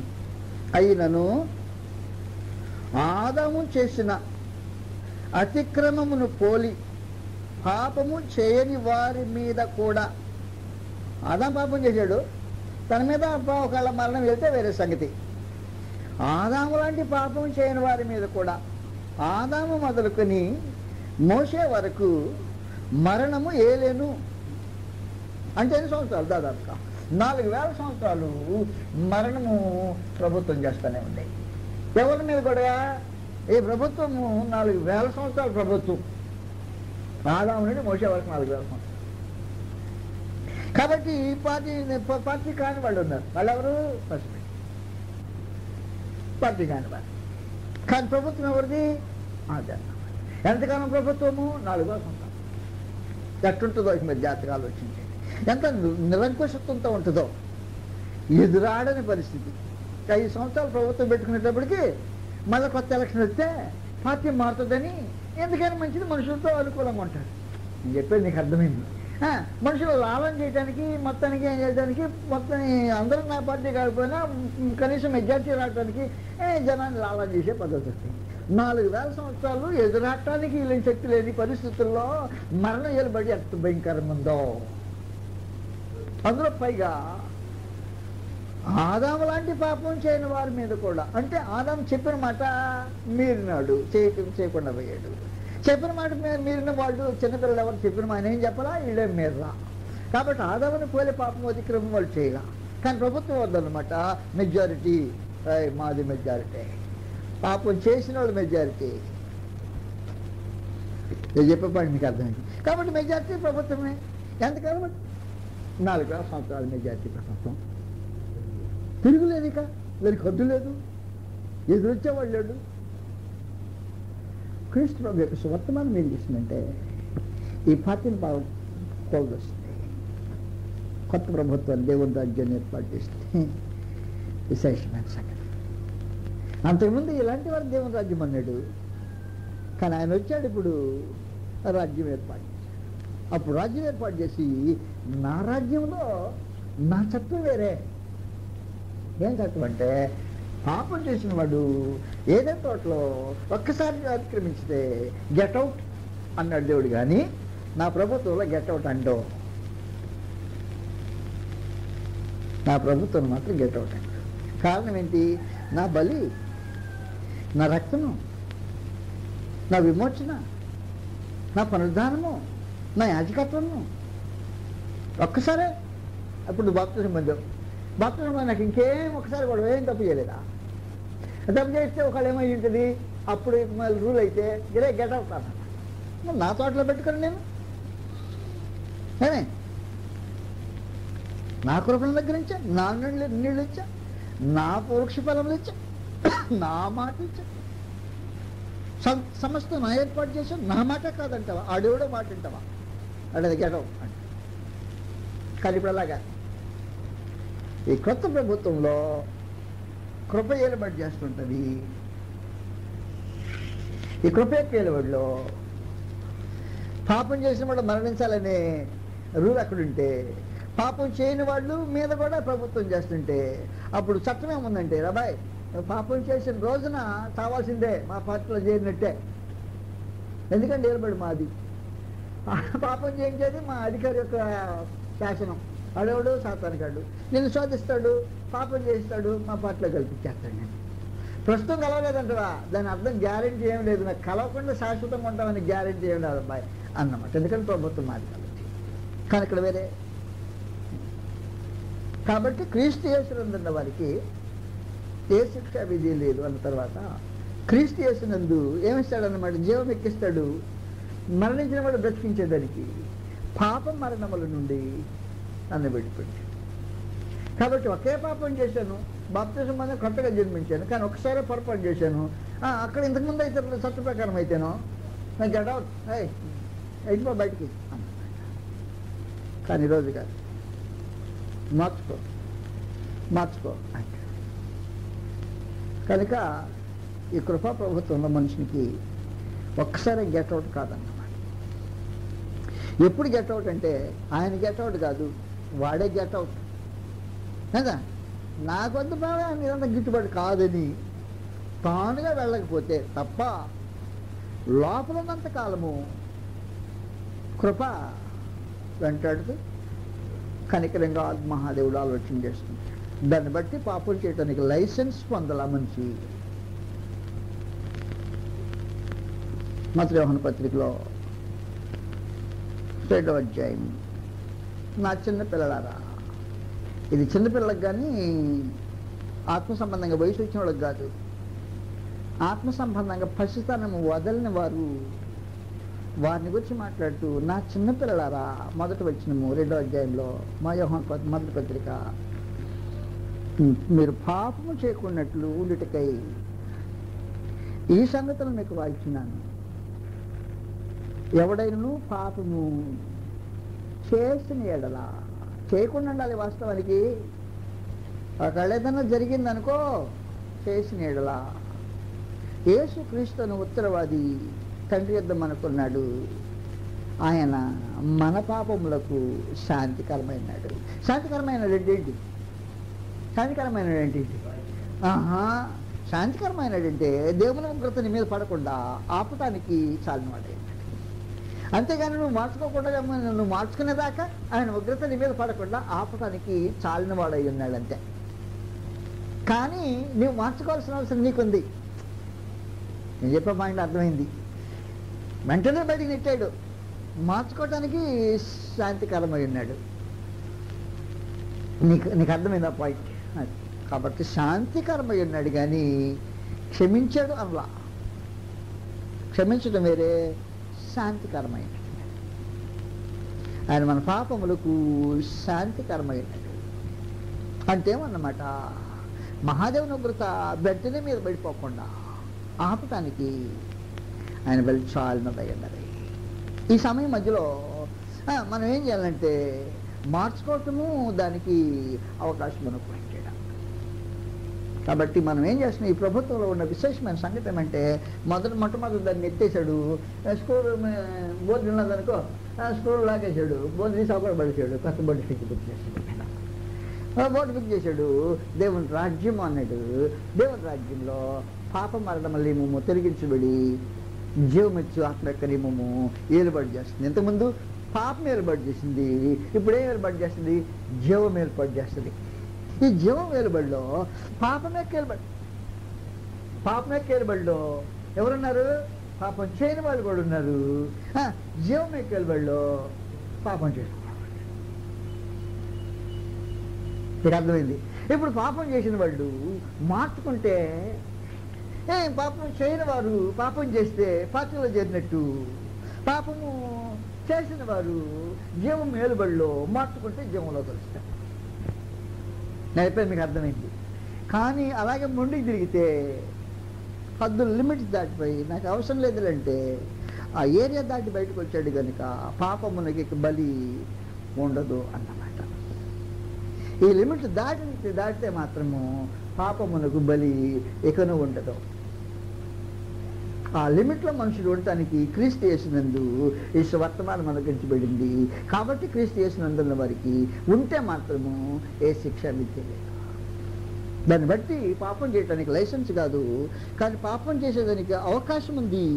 అవకాశం ఉంటే వెంటనే ఉగ్రత మీద పడి నెట్టేయటం లేదా, ఉగ్రత దేవుని కోపము మనుషులు నెట్టేయకుండా ఏం చేసినంటే క్రీస్తు ప్రభు యొక్క బలి శాంతికరణ. ఈ మధ్య టైంలో మనిషికి ఏమన్నా గురించబడిందంటే మార్చుకోవటానికి, ఒప్పుకోవటానికి, దేవుని సముఖానికి రావటానికి కృప. అది క్రీస్తు ప్రభు యొక్క మరణము మనుషులకు తీసుకొచ్చిన ఒక సువార్త. అందువలన దేవుని ఆదాము భయపడినట్టు ఈ రోజున మనుషుడు ఒక్క మాట చెప్పాడు, వినకపోతే నెట్టేశాడు కాదు అన్నమాట. ఆయన చెప్పాడు మనకు అర్థమైంది, వినలేదు. పిల్లలయ్యి వినలేదు, బాల్యదశ వినలేదు, పెదుగక వినలేదు. కాబట్టి శాంతి. కనుక ఈ శాంతికరమైన క్రీస్తు ప్రభు యొక్క బలి ఆయన పునరుద్ధాన శక్తి వలన మనుషులకు కనిపించబడింది. అయితే ఒకటి, నువ్వు బయటకు దాటి వెళ్ళిపోతే క్రీస్తుకు బయట, క్రీస్తులో, క్రీస్తు బయట అనే రెండు ప్రత్యేకమైన స్థానాలు ఉన్నాయి. క్రీస్తులో ఉన్న వారికి ఏ శిక్షా విధి లేనమాట వాస్తవమే. క్రీస్తు బయట ఉన్న వారికి శిక్షా విధి ఉన్నమాట కూడా వాస్తవమే. హెబ్రీయులకు రాసిన పత్రికలో 10వ అధ్యాయము. అందువల్ల మీరు ఎంత జాగ్రత్తగా బ్రతకాలనేది మీకు ఖచ్చితంగా తెలియాల్సిన అవసరం ఉందన్నమాట. 10వ అధ్యాయము 26వ వచనం నుండి మనము సత్యమును గూర్చి నెమ్మదిన తర్వాత, అదిగో సత్యమును గూర్చి అనుభవ జ్ఞానం పొందిన తరువాత బుద్ధిపూర్వకముగా పాపము చేసిన ఎడల పాపమునకు బలి ఇకను ఉండదు. ఇంకేముంటుందంటే న్యాయపు తీర్పునకు భయముతో ఎదురు చొచ్చుటయు విరోధులను దహించబో తీక్షణమైన అగ్నియు ఇకను ఉండడం. ఎవరు విరోధి? అపవాది. విరోధులు ఎవరు? అపో సంబంధులు. ఏముంది వాళ్ళకి? ఉగ్రత. నన్ను విడిచి అపవాదికిని వారి దూతలకు సిద్ధపరచబడిన ఇత్యాది. అది విరోధులను తగ్గించి తీక్షణమైన అగ్ని. ఎవరికి ఉంది? బుద్ధిపూర్వకంగా అక్కర్లేదు అని పోయి నేను ఇంకా క్రీస్తులో ఉండేదానికి లేదు అని తీర్మానించుకో. నాకు అలా కుదిరే పద్ధతి లేదు, నా దారిని నేను పోతాను ఎందుకైనా సంగతి అంటే ఇక అది వాళ్ళకి నీకు ఒకే మెట్టు అన్నమాట. ఇంకొక విశేషమైన సంగతి ఏమంటే విరోధిగా నీవు తీర్మానం చేసుకుని బయటకు వెళ్ళావన్నమాట. మనసు పొందానన్నావు, మళ్ళీ మార్చుకున్నావు, నేను ఆ పార్టీకి వెళ్తాలే అని. ఆ పార్టీకి వెళ్తానని తీర్మానం చేసుకుని అయిపోయిన తర్వాత నీవేం చేసావంటే క్రీస్తులో ఉండే హద్దుల్లో దాటి బయటకు వెళ్ళిపోయావు. కనుక క్రీస్తు ప్రభు యొక్క స్వార్త, ఆయన మరణ వార్త, ఆయన సులువ వార్త, ఆయన త్యాగము మనుషులకు తీసుకొచ్చిన బహుమన ఆయన కృప నుండి మనుషుడు బయటకు వెళ్ళిపోతే పాపమునికి బలి ఉండదు. అందువలన ఈ జీవిత దినాల్లో ప్రతి దినము ప్రతి క్షణము జాగ్రత్తగా బ్రతుకుతున్నావు. నువ్వెవరో తెలిసి, నీ బాధ్యత ఏమిటో తెలిసి, నువ్వెందుకు క్రీస్తులోకి వచ్చావో తెలిసి, దాన్ని ఎలా కొనసాగించుకోవాలో తెలిసి, ఈ కార్యక్రమాన్ని జరిగించే వారికే ఇది. కానీ ఏదైనా మారు మనసు పొందని, బాప్తిసం పొందని, అయిపోయింది నా పని అంటే నీ పని అయిపోయినట్టే ఖచ్చితంగా. అది ఖచ్చితంగా అయిపోయినాయి. అయిపోలా, ప్రారంభమైంది. అయిన ప్రారంభమే స్వాతంత్రం అనుకరించబడిన మాట వాస్తవం. వెంటనే కోపం రేపుకొని మాట వాస్తవమే. ఉగ్రతగా మీద పడిన మాట వాస్తవమే. నెట్టివేన మాట వాస్తవమే. మధ్యలో ఖడ్గజాలను పెట్టి రానిక వస్తు చంపేమన్నా అనకుండా ఉన్న మాట వాస్తవం. నేను ఎక్కడే ఉంచిన మాట వాస్తవం. కానీ మార్చుకో అన్నమాట కూడా వాస్తవం.